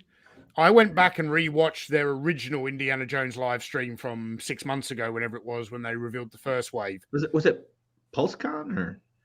Yeah, it was part of the 2-day PulseCon event. And during that, the guys, they talk about the arc, and he says every wave from here on out will have a Build-A-Figure artifact. I thought I heard that. And then at the start of this stream, they go, well, from our experience of doing exclusives with different stores, we're not going to put a builder in this one. So it seems like that would have been a good way to sell all these suits, man. I don't know what. Yeah. All I can think they're going to do with the Temple of Doom wave is have you got the 3 Shankara stones, Sankara, however you pronounce it. They're going to have 1 stone with each figure, and then like the 4th figure will have the bag with the flaming hole in it where the stones fall out, and that's going to be their builder artifact. Which could you imagine those Sankara stones in small toy form? They're just going to look like big turd. They're going to look like what are those jelly beans? Yeah. All right, so that's the first pipeline reveal. The second one is awesome. Yeah. I want short rounds so bad. So this is a great addition to the line. They didn't say how he's going to be released, but however they do it is cool. Someone in the chat says they hope he comes with the driving blocks for his feet, which would be a cool addition. Yeah. I would like that. So I don't have any real... I was excited for a 6-inch scaled indie line, and then I kind of saw the first wave and I tapped out straight away. Now, as someone who has every single vintage Indiana Jones or widely released, I'm not talking about like the funny Spanish knockoffs, but I've got the entire 3 3/4-inch scaled Kenner run, every figure, accessory, playset, vehicle. I've got the 12-inch Kenner figure. I've got all the LJN figures. I've got the Temple of Doom lunchbox, the whole lot. What I may get from this line is the Temple of Doom indie and short round, because of all the vintage stuff. I never got a short round figure, and I've always wanted one. So, and I won't just have him on his own. So I may get the Temple of Doom indie and short round, but that'll be it. That'll be all I get. I mean, he's my second favorite character from the movie. Like, to me, he's essential. If you're going to do Temple of Doom figures, short round is in the first wave of Temple of Doom. Yeah. So. Yeah, that's a definite pickup. He's got one of the best lines in the whole entire trilogy. Well, I say trilogy because it's a trilogy. What line? You call him Dr. Jones. Dr. Jones. Yeah. Love it. Love him. I step where you step. I touch nothing. God, I love those movies, man. The next pipeline reveal, again, from Temple of Doom, Hypnotized Indiana Jones. So yeah, we don't really need this one. But listen, Tony, listen. It goes back to my point where I know. They had to do tuxedo, so they were like, you need to throw something else in that wave. And they threw Professor. It's just like why I have 6-armed Spider-Man and Doppelganger in 2 preceding waves, because I needed to make up for that tooling. They came out and they were like, hey, we're going to do Temple of Doom Indie. And they're like, what else you going to use it for? Here's what they're going to do. His shirt is going to be a secondary for Temple of Doom Indie because he's got a bare chest. So they're just going to tool up a torso and then tool up a secondary. Then if you notice, he's got bare arms. He's got bare arms. Hey, I got it. We can use these bare arms. He's got the same lower torso, which is the same lower torso from Raiders Indie that they showed first. So really for this, you're just tooling ahead. You tool maybe that little thing that goes across his chest. That's it. That's all you're getting. Yep. Easy reuse. Do you think they'll do like a box set of the children that were enslaved by Mola Ram? Maybe we'll. I don't know. I think that's a no. Probably not. Hasbro probably won't do that. Moving on. I know, like this set or this line is so perfect for small play sets. It's not like G.I. Joe or these other things where you would need these big vehicles. You could have the mining cart. You could have like the big gong Tony was talking about. There's so many small doable play sets for Indiana Jones. That was part of why you love the movies. It's like all these amazing sets that they built, like the John Williams score. Like there's so much other stuff that makes these movies amazing. A falling rope bridge play set would be awesome. Yep. That's a lot of things. The vintage line and the 08 line were awesome because of the mini play sets. And the vehicles from the 08 line were amazing. Yeah.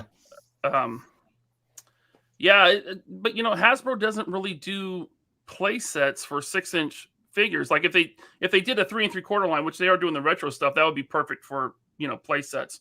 The most they really do for 6-inch lines is like diorama pieces, like the Cantina play set they did for Comic-Con last year from Star Wars. So maybe they could do something like that for San Diego Comic-Con, like do like a mine cart. Like I like the remember in Temple of Doom, that cage that they put the guys in before they lowered them into the lava. Yeah. Watch their heart burst into flame. Like you could do the cage. Like there's a lot of like smaller playset-ish things you could do. Yeah, there is. Another pipeline is old Indiana Jones from the new movie. Really? I must have fallen asleep by this point. Are they doing old Indy from the new movie? Of course. That's why this line exists, because That's of the why new this movie. line exists. Yeah. Yeah, so they're doing old Indy, and then that is going to be the peg warmer of the line. No, it's not. No, it's not. I'm going to show you the peg warmer of the line next.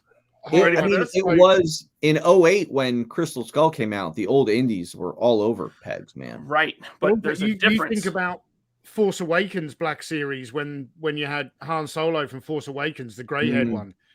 That thing peg warmed here in Australia for like 5 years. Even harder than Rey in some places. Listen, the biggest peg warmer for this line is Helena Shaw. I guarantee it. It's going to be a bigger peg warmer than anything with Harrison Ford's face on it. That's a good point, Ryan. That is a good point. You know that bit in Michael's full video where he's got the phone trying to watch the stream and he actually falls asleep, has a micro nap? That must have happened to me because I watched this morning. I watched it the other day and I rewatched it and I don't even remember seeing these pipeline reveals.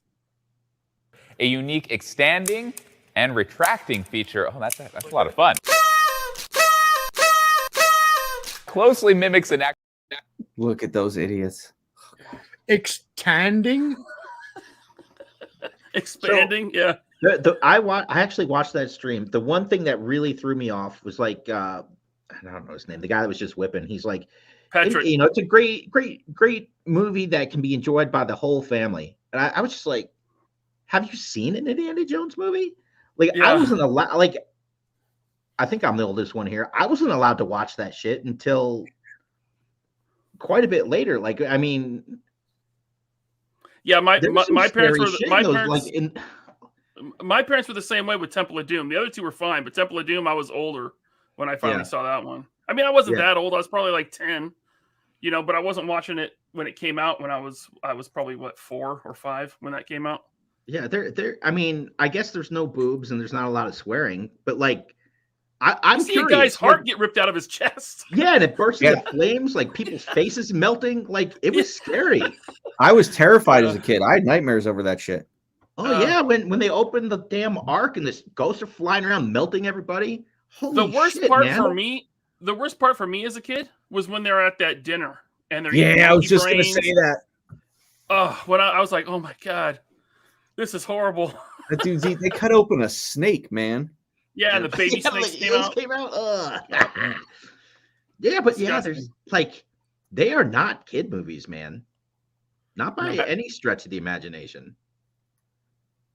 Yeah, I agree. I mean, what PG-13 was the first PG-13 was Temple of Doom. Am I right? I think you're right. Like even people focus on Temple of Doom because of the heart being ripped out scene and the whole introduction of the PG-13 thing. I actually think Raiders is even like you have a melting head at the end. Yep. All the religious there's a stuff guy that gets hit by a damn propeller from a plane. Yep. All right, you don't see it, but you see the blood splatter, and which is worse.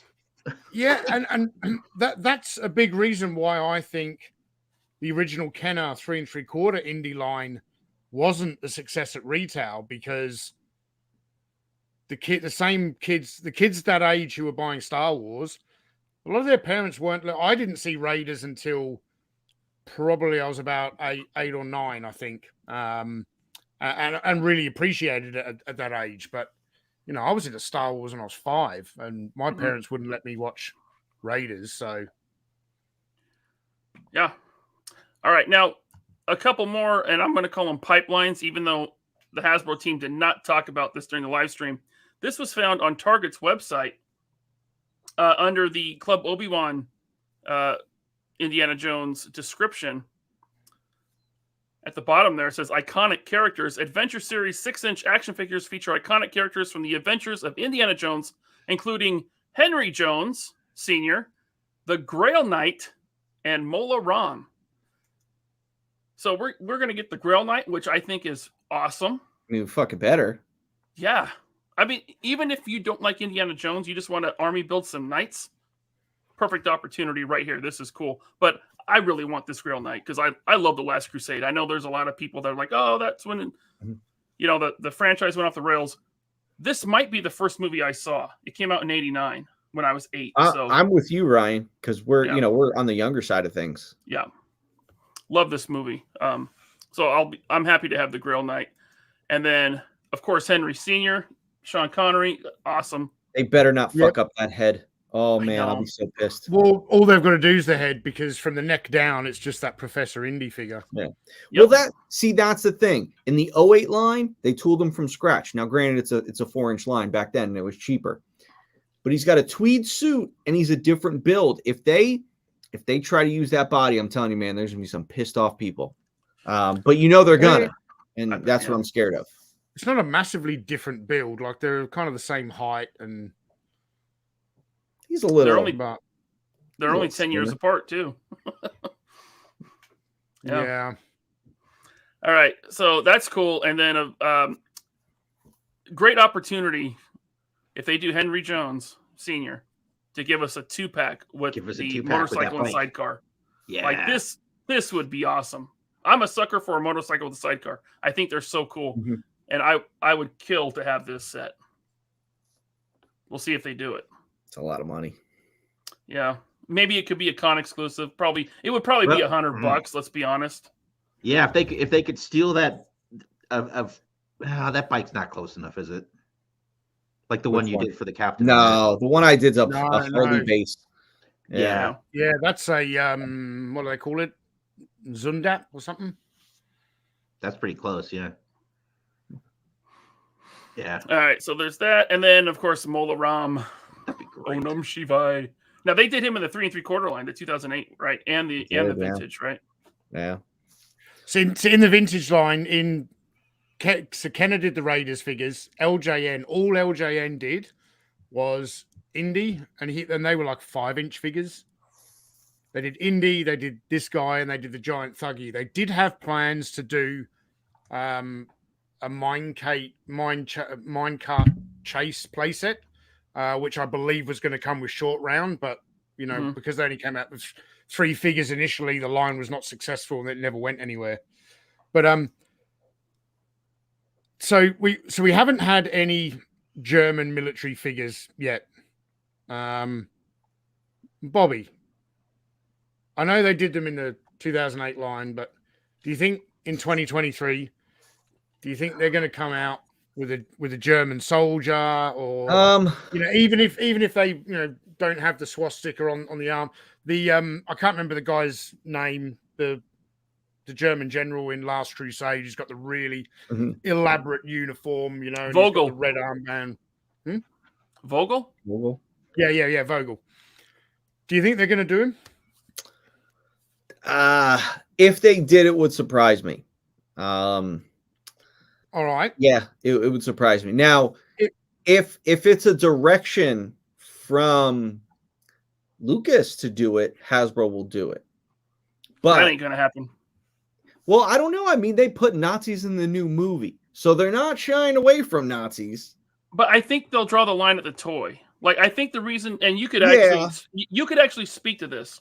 I think the reason why they got away with it with the Red Skull and the army builder they did for the MCU 80th or MCU 10th anniversary, is because they're not really German looking and they are Hydra. Yeah, there was never, when I worked on that, there was never a discussion about that, never, because it was they're from Hydra. That's all anyone cared about. So they got away with it there.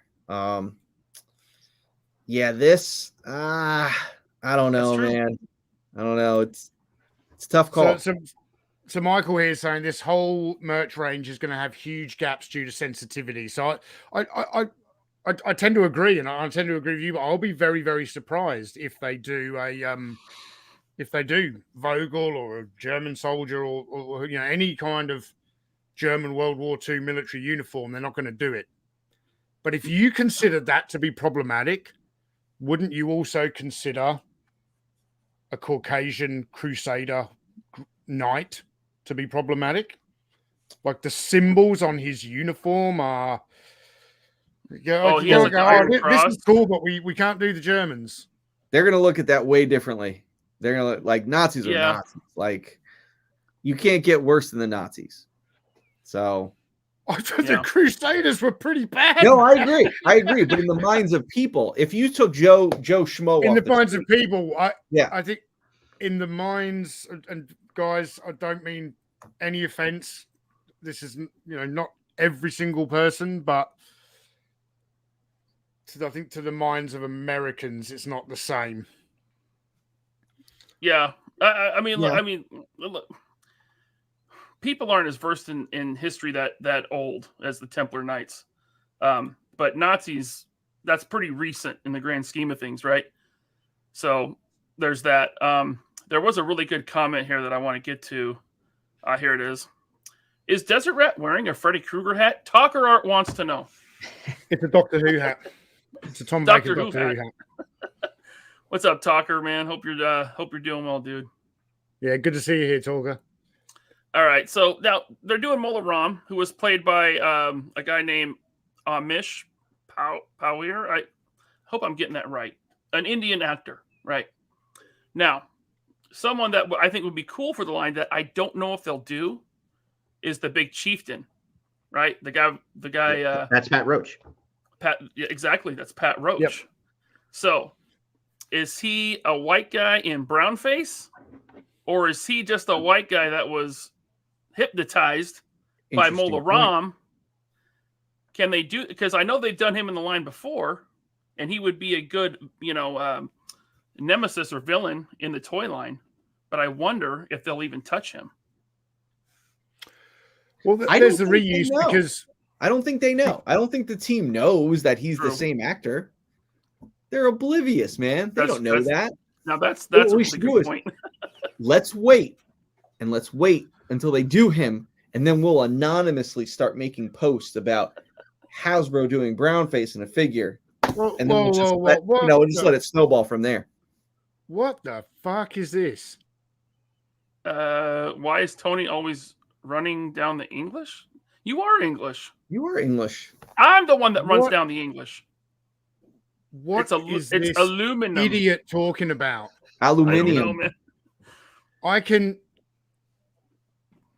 say something about Crusaders, and it doesn't mean I'm running down the English. Oh my god!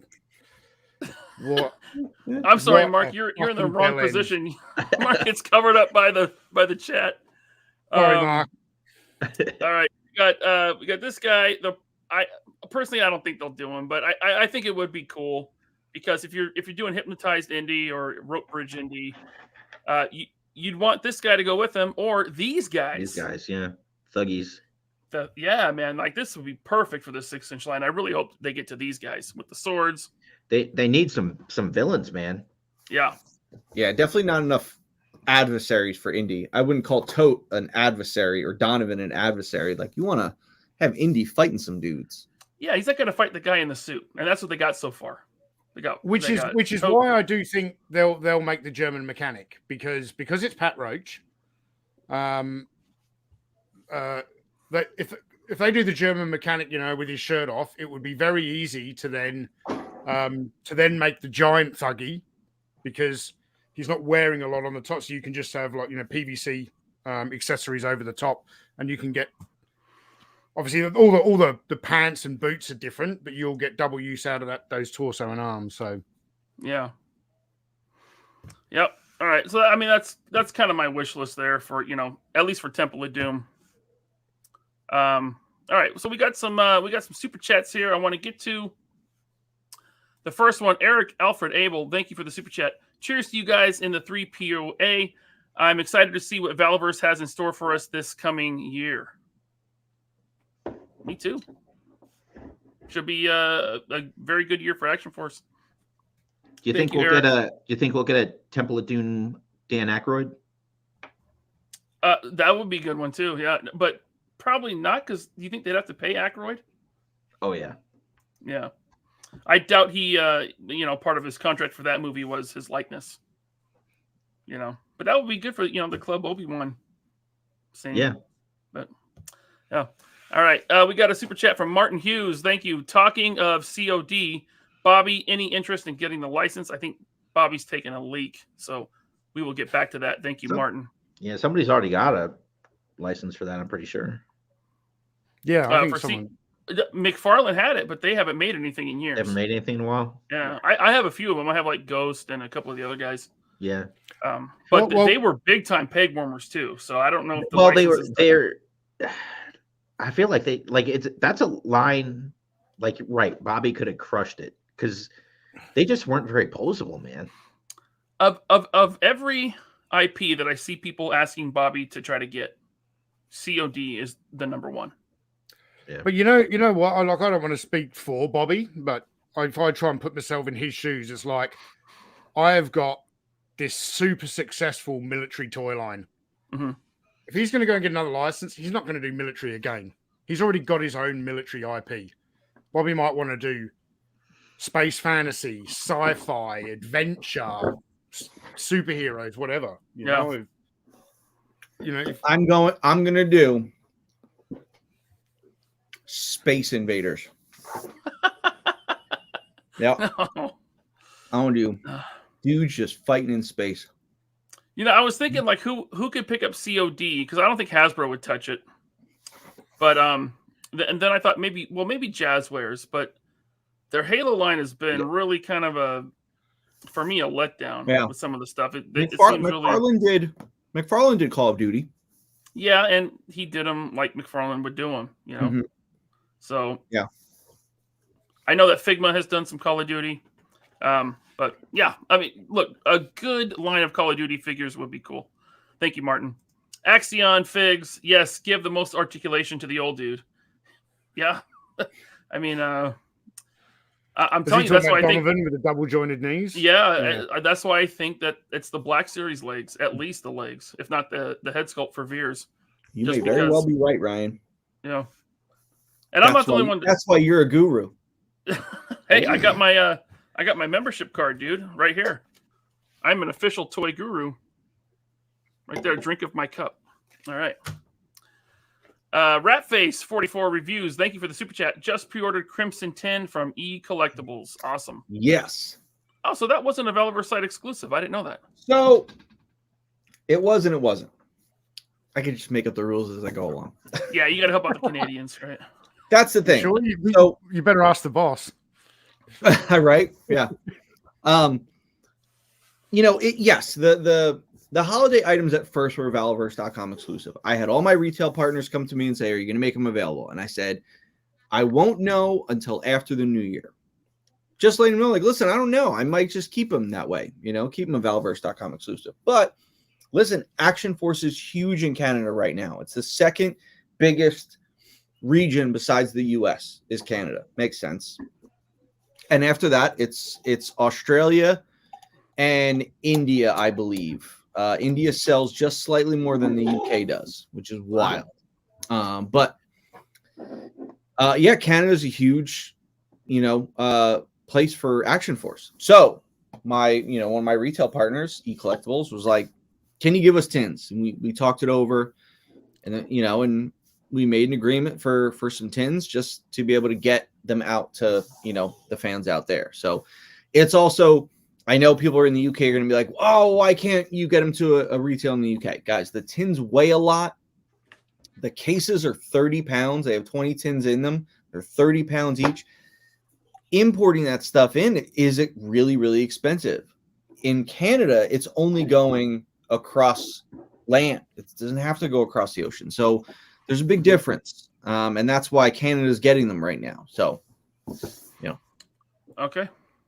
You also need to get the Bratz license, Bobby. Oh yeah, working on it. I've been talking to MGA every week. Ryan, yes. I bought a Bratz car this week. No, you didn't. Yep. Did you? I don't have it in hand yet. I bought it from eBay. I got the white one that's in the commercial, the white one. Yep. Yeah, I might have something planned for my eventual Series 3 Valaverse Action Force video, you know. Man, I'm going to do my own version of Pandora lighting up the boulevard in a commercial. I would love to see Pandora in the Bratz car. Now you just need your Beacock membership club card. Yeah, lighting up the boulevard with some weaponry from the tin. Awesome. Little Plastic Men, thank you for the super chat. He says, "Hey guys, ironically, I'm watching Raiders at this moment with my daughter. Have a great show. Thank you, Little Plastic Men. Much appreciated." Well, is she 4 or is she 16? Like, yeah, yeah. Man, this, doing the research today and the prep for this show, I'm like, I gotta watch these movies. It's been at least a couple years since I've seen any of the Indiana Jones, so that's probably on the docket for me tomorrow. I'm gonna watch. I was thinking about. I don't think I've watched any of them with my kids. I think it's time. Some of them are old enough, so yeah. Headcanon. When are you gonna watch Ghostbusters, Ryan? I told you. Never. Because you guys are mean.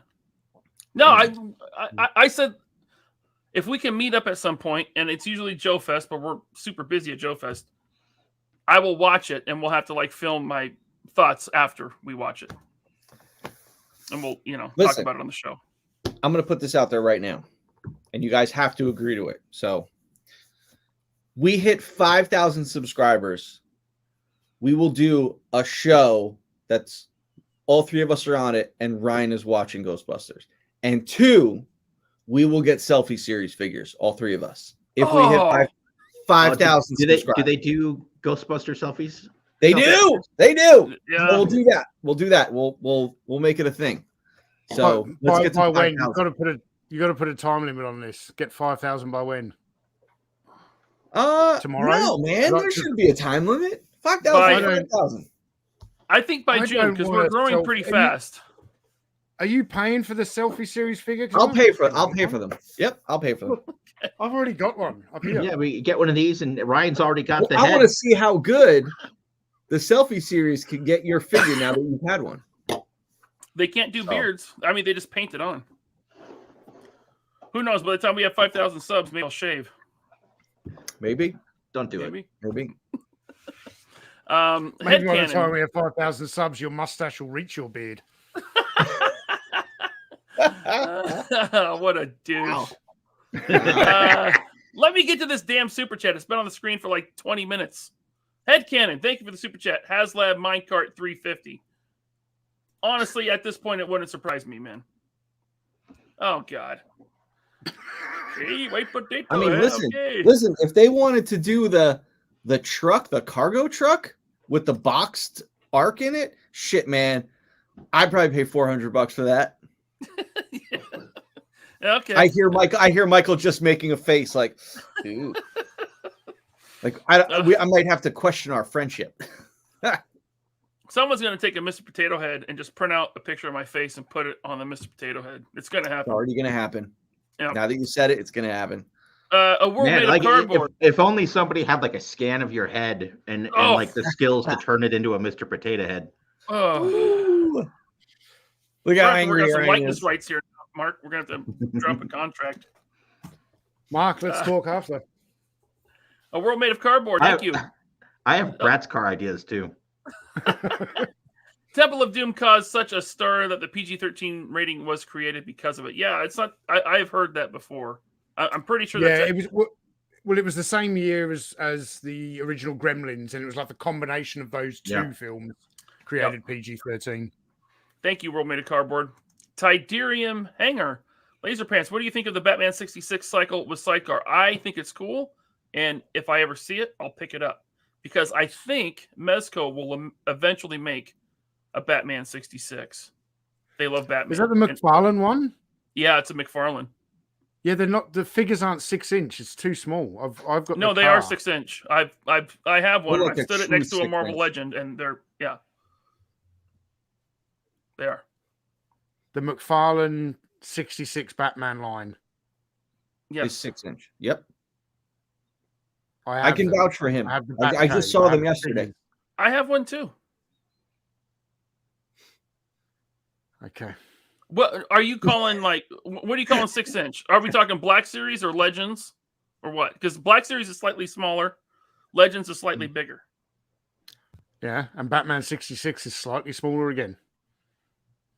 Okay. So you're saying it's like Mayfex sized or figure arts or figure arts? You're saying it's like figure art sized. Well, I don't collect Mayfex and figure art, so I don't know. All right. Oh, look at this. Look at this. Look what my wife found at the Goodwill.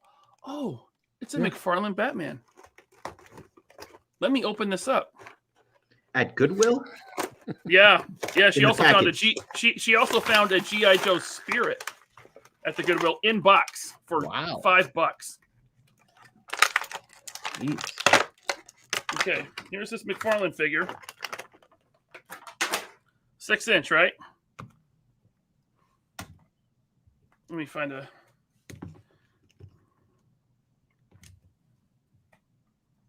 I need another. Okay, here we go. Here's one. 6-inch figure. Here's Darth Maul. I've done this on the show before. Here's Darth Maul. Here's Batman 66. Okay. But you're going to get a tape measure out. Okay. Wow. Tape measure, right? What kind of other shit does he have laying just off screen? Oh, heat guns and all sorts. Yeah, Batman to the top of his head. 6. I can't see the bottom of that tape measure there, Ryan. Oh, God. You're cheating, bro. I'm trying to get it on camera. Look, it's on his foot right there. 6-inch. Yeah, not quite. It's 6-inch, dude. I'm telling you, it's 6-inch. I'm not lying. How many subs did we just lose just now? Mate, everyone in the chat's agreeing with me. Look, it's exactly 6-inch. I think they're 5-inch. That would make Adam West modest. 7 feet tall. Look, it's on his 5 foot. It's on his so freaking Ryan pulls foot. out the tallest figure in the line.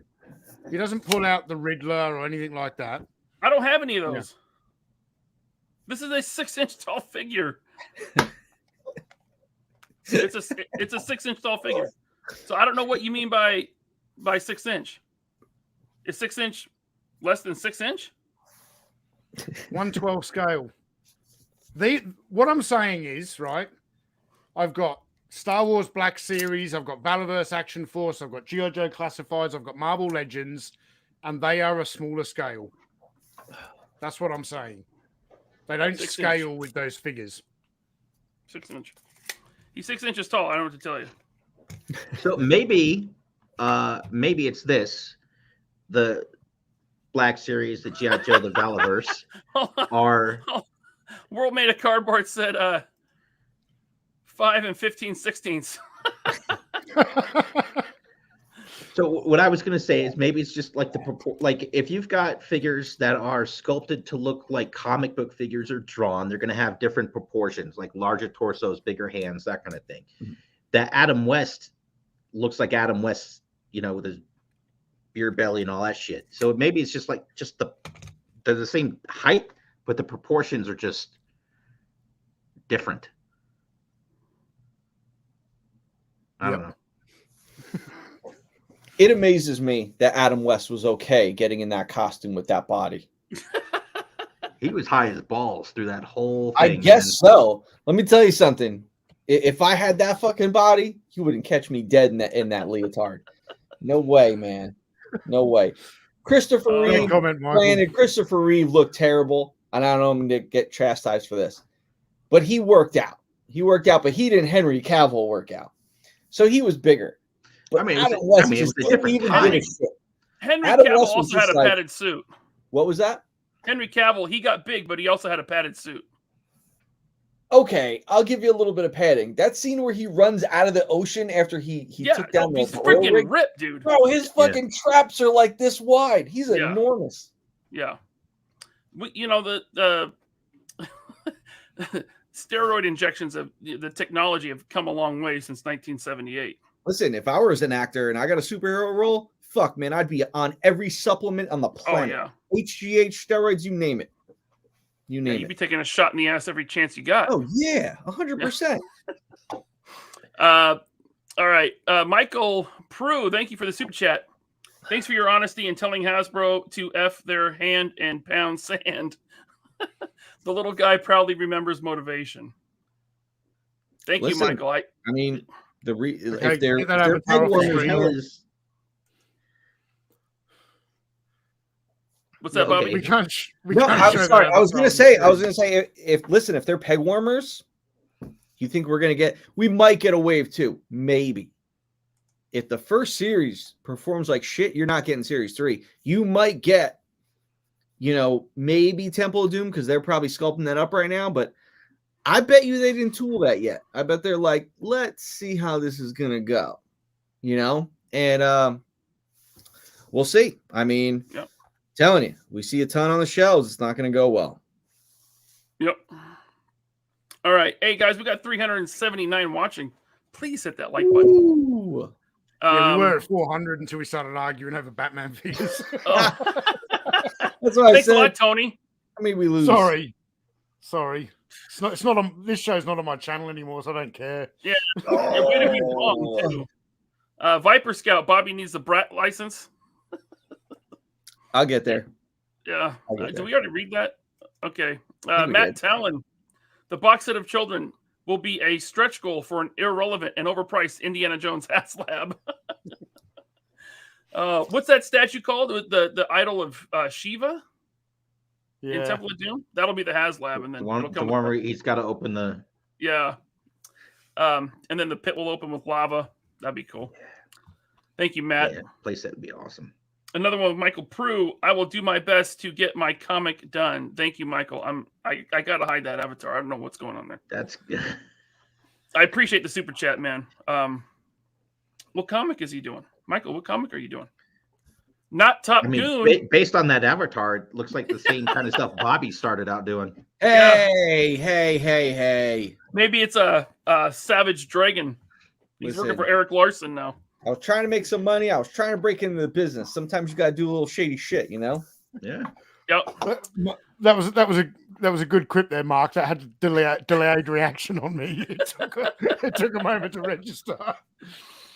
Not Top Goon. What's up, buddy? Thank you for the super chat. Hey guys, just caught y'all at the gym. Bobby, have you thought about reusing the camo for Slaughter's pants for W1 for other characters like a trooper? From Wave 1. Yeah. I mean, maybe. I mean, if I did like a woodland camo kind of trooper and he had that green, the green with the brown camo, maybe. I'm working on other things right now. So it'll be a while before I go back to old stuff. Like 2023, you're going to see a little bit of reuse, but I'm working on all new parts, all new bodies, all new things like that. So I'm going to try to keep evolving the line and coming out with new characters. So I think spring of 2023 is the last time you're going to see any reissues. So, got to keep moving forward. Yeah. New male bodies for Series 4, correct? Mm-hmm. They look good. They look real good. Okay. Yeah, they did scan me the other day for your line, so that's going to be great. Peep Show Menagerie, one of my favorite YouTube screen names. Thank you for the super chat. Will we be seeing a Desert Rat figure in a tuxedo? Also, did you already talk about the whole Motu controversy? Yes, we did. Great show tonight, peeps. Thank you, Peep Show Menagerie. Yeah, when we're done, just start from the beginning, and we talk about the whole Motu thing at the beginning there. I've only ever worn a tuxedo once in my whole life. Really? Yeah, I've worn suits and stuff, but a proper tuxedo. Which was to the SAS regimental Christmas dinner in like 2004 or something like that. Okay. Or a real tuxedo. I wonder if those are like Marine Corps balls. No, I don't think they are. Okay. You know what I'm talking about then? Yeah. Yeah, those Tony, things you're get gonna a have lot to of wear ammo. a tuxedo to the Action Force premiere. I'll wear a tuxedo. I've just, that was the only, that regimental Christmas dinner was the only time I ever like thought, I can get away with a tuxedo. I probably can't wear the same tuxedo. I might have to get a slightly bigger one. You didn't get married in a tuxedo? I didn't, but I don't think you would call it no, like I wore like a real fancy, I rented a suit, but no, it was, I wanted to wear top hat and tails, but Grace wouldn't let me wear a top hat. Same. I wanted to have top hat, tails, a monocle, and a walking cane. She's like, no, you're not having a monocle, you're not having a top hat, you're not having a cane. She's like, I'm not marrying Mr. Peanut. All right. And I also wanted to get like an Asian or a Hawaiian Barbie and put it in a wedding dress and have Barbie and an Action Man SAS figure as cake toppers. And wait, are you talking about the doll or cooking meats? Because you're Australians. I don't. The doll as the wedding toppers. Well, you said Barbie. I don't know. I was going to have an actual Action Man and a Barbie doll, but she wouldn't have that either. I got to do toys on my cake topper. Yeah, you did. You did Spider-Man and Mary Jane, right? Spider-Man, man. Well, it's Spider-Man and my wife. Right. The figure is my wife, and then I took my head off Iceman, had the model shop painter paint it up to look like me, and then we put it on the Spider-Man body because I was working on Spider-Man at the time. Cool. And that was my cake topper. All right, a world made of cardboard. Finally getting to your super chat. Thank you, sir. He says, Bobby, humans are usually 6 heads tall. I have a book that says superhero proportions are 7 to 8 heads tall. Is this a standard you have used? I mean, yeah, when I was, at art school, superheroes were, I thought 6.5. I thought 6.5 to 7, maybe. But yeah, I mean, it goes by what kind of looks right. I mean, yes, 1/12 is a true 6-inch scale. So if you recall it a true 6-inch scale, then Action Force and Legends and G.I. Joe Classified wouldn't be 1/12. They'd be 1/13. Yeah. Because they're like 6 1/4 to 6.5 to 6 3/4. 1/11. Oh, 1/11. Sorry, 1/11. Yeah. But then you have things like WWE and AEW, and it's like they're considered 1/12, but they're 7 to 7.5 to almost 8 inches tall. So, in toys, no, you don't put the same formula to toys. Yes, in comics, it's like, yes, you want to make sure like you have an idea that Superman is 6'1", Batman's probably like 6'3", So wait. What? You would put Batman taller than Superman? Yeah, Batman's taller than Superman. I would put Superman at like 6'5" and Batman at 6'2". Superman I always saw as like a 6'2" stockier build. Batman was a little more lean, slightly taller. That's why I like when Ben Affleck was taller than Henry Cavill. I was like, now we're talking. Hold on, I'm gonna check. Mark, while my parents are arguing, I'm gonna go for a toilet. You cool here, Mark? I'll be back. Thank you, World Made of Cardboard. Now I get my turn with arguing with Ryan. You had your turn when you guys were arguing about stupid fucking Adam West Batman. Now we're on the same fucking thing. Listen, you're not gonna marry. You're not gonna argue with my tape measure. I'm trying to say that. Listen, the scales are all different. It's like, yes, I would consider my line 1/12, but it's a little bigger than 6 inch. Sure it is. Sure, it's a little bigger than the 6 inch, Bobby. Anyway, he measured it twice. But like Icons, DC Icons was kind of one of those things where it was just too small to fit in. Whereas like WWE, AEW, yes, they're not in the same realms, but if people wanted to like bring them in, they bring them in. It's visibly it's larger, but people are more accepting of that rather than bringing a smaller figure. It's like those Icons, they couldn't live with Legends. They look too small. I mean, you could do it like Todd McFarlane and make your 7-inch line all 9 inches tall. Or there's that. Yeah. Or there's that. I saw one. I was at Target today, and I saw one of the female figures, and she was on clearance. It was like the Earth 2 Batman. And I was like, that's a tall figure. And I'm like, I wonder if his females are the same height as his male figures.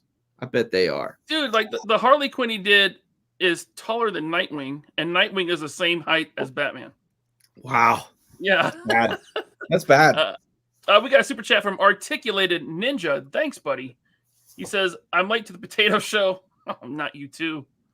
But shout out to Mark 2 for making such great Action Force guns. Thank you. Hit that like, guys. I'll ask instead of potato asking. He threw those guns on the floor for 10 minutes straight. He threw the same gun on the floor. Which one was it? Amazing. It was the saw. He took the saw with that thin ass front barrel. Yeah.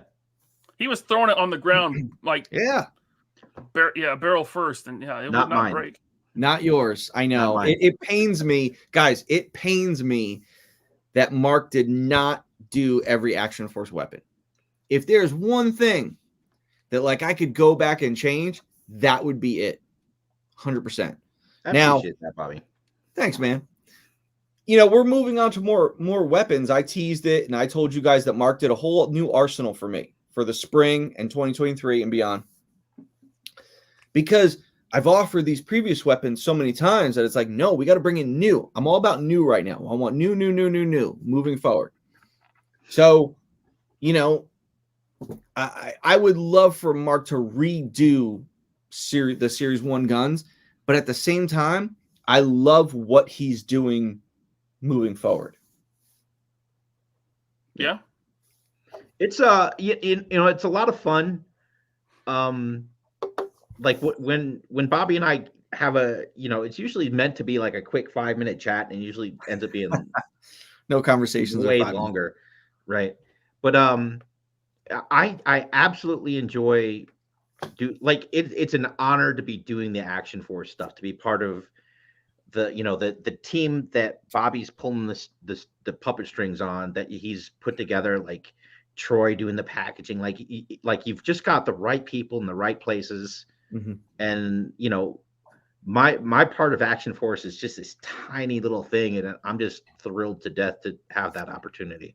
It's not tiny, man. It's the weapons. Like, this is like the lifeblood of the line. The characters. It's like, the characters, the rest of the human body. But it's like, you're the blood, man. You're running through the veins of the body. Yeah, I mean, people I've seen, like, I got the weapons packs, for my classified figures or my legends. They're picking them up because Series 1 and like almost all of Legends came with pretty horrible weapons, right? And so they're buying your designs to put with their other lines. Yeah, it's pretty cool, man. It's something to be proud of, I think. It is cool. It is cool, and it's it's a weird thing. Like I think we talked about this once, Bobby. It's a little weird because like I'm through Bobby competing with myself because I'm doing my own weapon stuff, but it's like Bobby's he's kind of got the market for modern military, and which is great. And then I can go do like the weird, obscure, like 80s action movie shit that I just kind of want to do. So it's, I don't know, it's an interesting dichotomy, I guess. That's cool. Yeah. All right. Thank you, Articulated Ninja, which, by the way, he will be on this show January 28th. Is that going to be his live stream debut, Bobby? It might be. I mean, unless I'm trying to figure out when I want to do the show with him. It probably won't be before that. So it might be at first. Cool. I'm just going to pull this up real quick. I'm just going to pull this up real quick, Ryan. Okay. What an odd critique. The tin had too many AK. How is that a bad thing? Oh, that's my God. Right. You're what you can do? Right. There was so many AK magazines. Get it right. If you're going to say a comment like that, get it right. AK magazines, there's so many. They're falling out of the tin. I can't believe I did that. I can't believe I put so many AK magazines in it. I don't know what I was thinking that day. I might have had a case of the Mondays. The worst decision ever. The worst. I mean, they're small. What if you lose some? I You got know. extra. I'm such an asshole. Can I just Thanks a take lot, a moment to go back to Mark2Designs and what he's done for Action Force. So Desert Rat's rifle, I carried I was in it doing private security in Iraq for 4 years, but the last 3 years I carried the same rifle the entire time, heavily customized. And Mark2Designs recreated this perfectly. And you'll see here it's got rear flip up iron sights and then an ACOG, which to an expert, like, you can take me off the big screen now, Ryan. Okay. Oh, I'll do it myself. Ryan, I'm trying to have a serious moment with my friend Mark here. Fine. To a firearms expert like Mark, he knows that doesn't make any sense. And when I saw him at Joe Fest, he was like, dude, I copied it exactly how, it was in the photos. That's the way Bobby asked me to. But it's like, when you flip up those rear iron sights, the ACOG's in the way. What's going on there? He was asking the right questions. And I was like, there were times when I'd have to go to these, what they called shuras, where you're meeting with the local sheikhs and the council and stuff like that. And when I would go into these buildings, I would remove the ACOG from my rifle and leave it in the vehicle, because in such close quarters, an ACOG's no good. I wanted battle sights. So I had the rear flip up iron sights on there and I would remove the ACOG. So let me tell you, Mark2Designs knows what he's doing and he knows what he's talking about. And this is probably not Bobby's favorite, but this is my favorite weapon in the whole line. It's not, I don't feel like, I love that rifle. I don't feel about it the way I feel about the Glock. I hate that Glock. That was all Mark. That was me. That was gonna be in one of my sets. You remember you called me on was it like a Thursday or Friday? And you're like, the factory's got room. What do you got? Yeah, I was like, I need something quick because our Articulated Ninja was calling me out, and I gotta put a weapon with a trooper now. What do you got? Yeah. And yeah, it's like, you guys know, I've said it before, I hate Glocks. And the last thing I expected was for him to be like, well, I got this Glock. And I'm like, ugh, of course. I thought you'd say no. I didn't think you'd take it. You do. So that Glock is 100% from PUBG, like Players Unknown Battlegrounds. Mm-hmm. It's the Glock 18, which is full auto. And if you play that game, if you're driving a vehicle, you can shoot whatever pistol you have. So if you've got like a fully auto something with an extended mag, right? Like it's just an online game thing, and me and my friends like fight over that particular weapon when there's a chance. But that's where that came from. That was 100% like, I wanted to make something because my friends would think it was interesting, but it's so ridiculous. So ridiculous. It's so over the top ridiculous. It's the most ridiculous gun in the line. Oh yeah. Suka says the next complaint is going to be the tin wasn't aluminium enough. I know. I'm so frustrating. I know. Terrible. All right. We got some more super chats here. Michael, once again, Prue, working on my elevator pitch, but my elevator don't go all the way up or down. Talking about his comic. It's getting weird. Good luck with your comic, man. J Creations, New York. What's up? I turned the hat around on Trigger this week because of you. Get this somewhere. Yeah, that was cool. He says, late to the party. Shout out to you guys. Mark 2, thank you for your amazing work. Keep it going. Thanks. Thank you, J Creations. And then Not Top Goon. Wow, thank you, man. Thank you for that super chat. This one's for you, Tony. Hope to see more live action Desert Rat videos. The first one you made did a great job to not only introduce Desert Rat, but show what you went through being in the Special Air Service. Take care, boss. Thanks, Not Top Goon. Are you talking about the Desert Rat short film, or I think he's talking about the short film, not the documentary, but yeah. Hey, Becoming Desert Rat season 2 needs to start soon because I've got I think 19 weeks until I arrive in the States. But this year, it's not going to be on the main channel. It's going to be a Patreon exclusive, but it's starting very soon. I need to dust off the desert boots and get out on the track again. Eat some of those raw oysters. I really like watching it, man. Tony, if you want to take HGH, let's do it together. Come on, let's do it together, and we'll show up for ValaCon just savage. Just huge. Yeah. Veins popping. Yeah.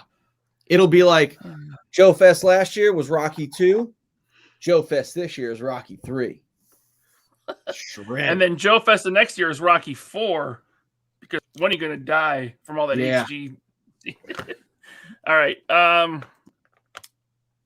Ansalon, what's an ACOG?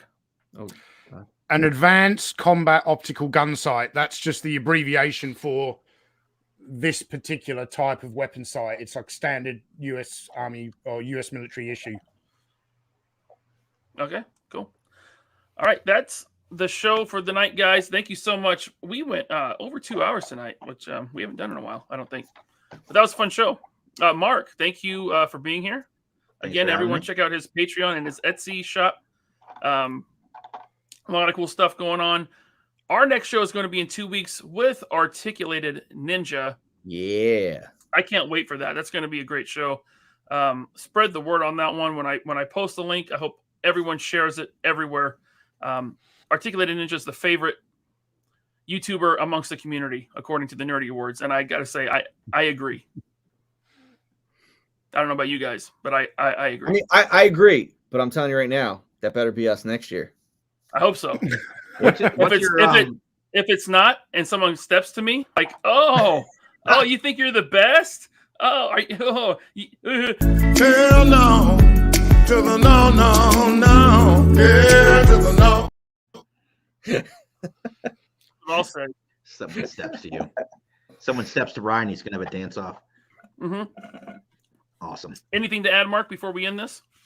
No, just hey, thanks a lot, everybody. Nice to be here. So what I was going to ask is, do you have a topic for the Articulated Ninja show? Not yet, but we'll think of something. Cool. We could talk about ninja figures. Hey, I just got one in this week, so yeah, that'd be cool. Oh wow. Yeah. Who? What's that, dude? This is from 5K Toys. It's just called the V Toys Ninja. Yeah. That looks nice. Shadow Yeah, it Ninja. It's basically a Mezco style figure, but not Mezco. Yeah. How much is it? Man, Ryan buys everything. Right? It was $80. Whew. They got red, white, and black. I didn't get black because I already have enough black ninjas from Mezco. So. Oh, that's right. I was like, wait, you didn't buy a black ninja? But yeah, that makes sense. Mezco. Yeah. All right, guys. We will see you in 2 weeks with Articulated Ninja. And Tropic Thunder says big booty figures as ninja topic. That's a good one. You never know. You never know. We'll see you in 2 weeks. Later. Yeah.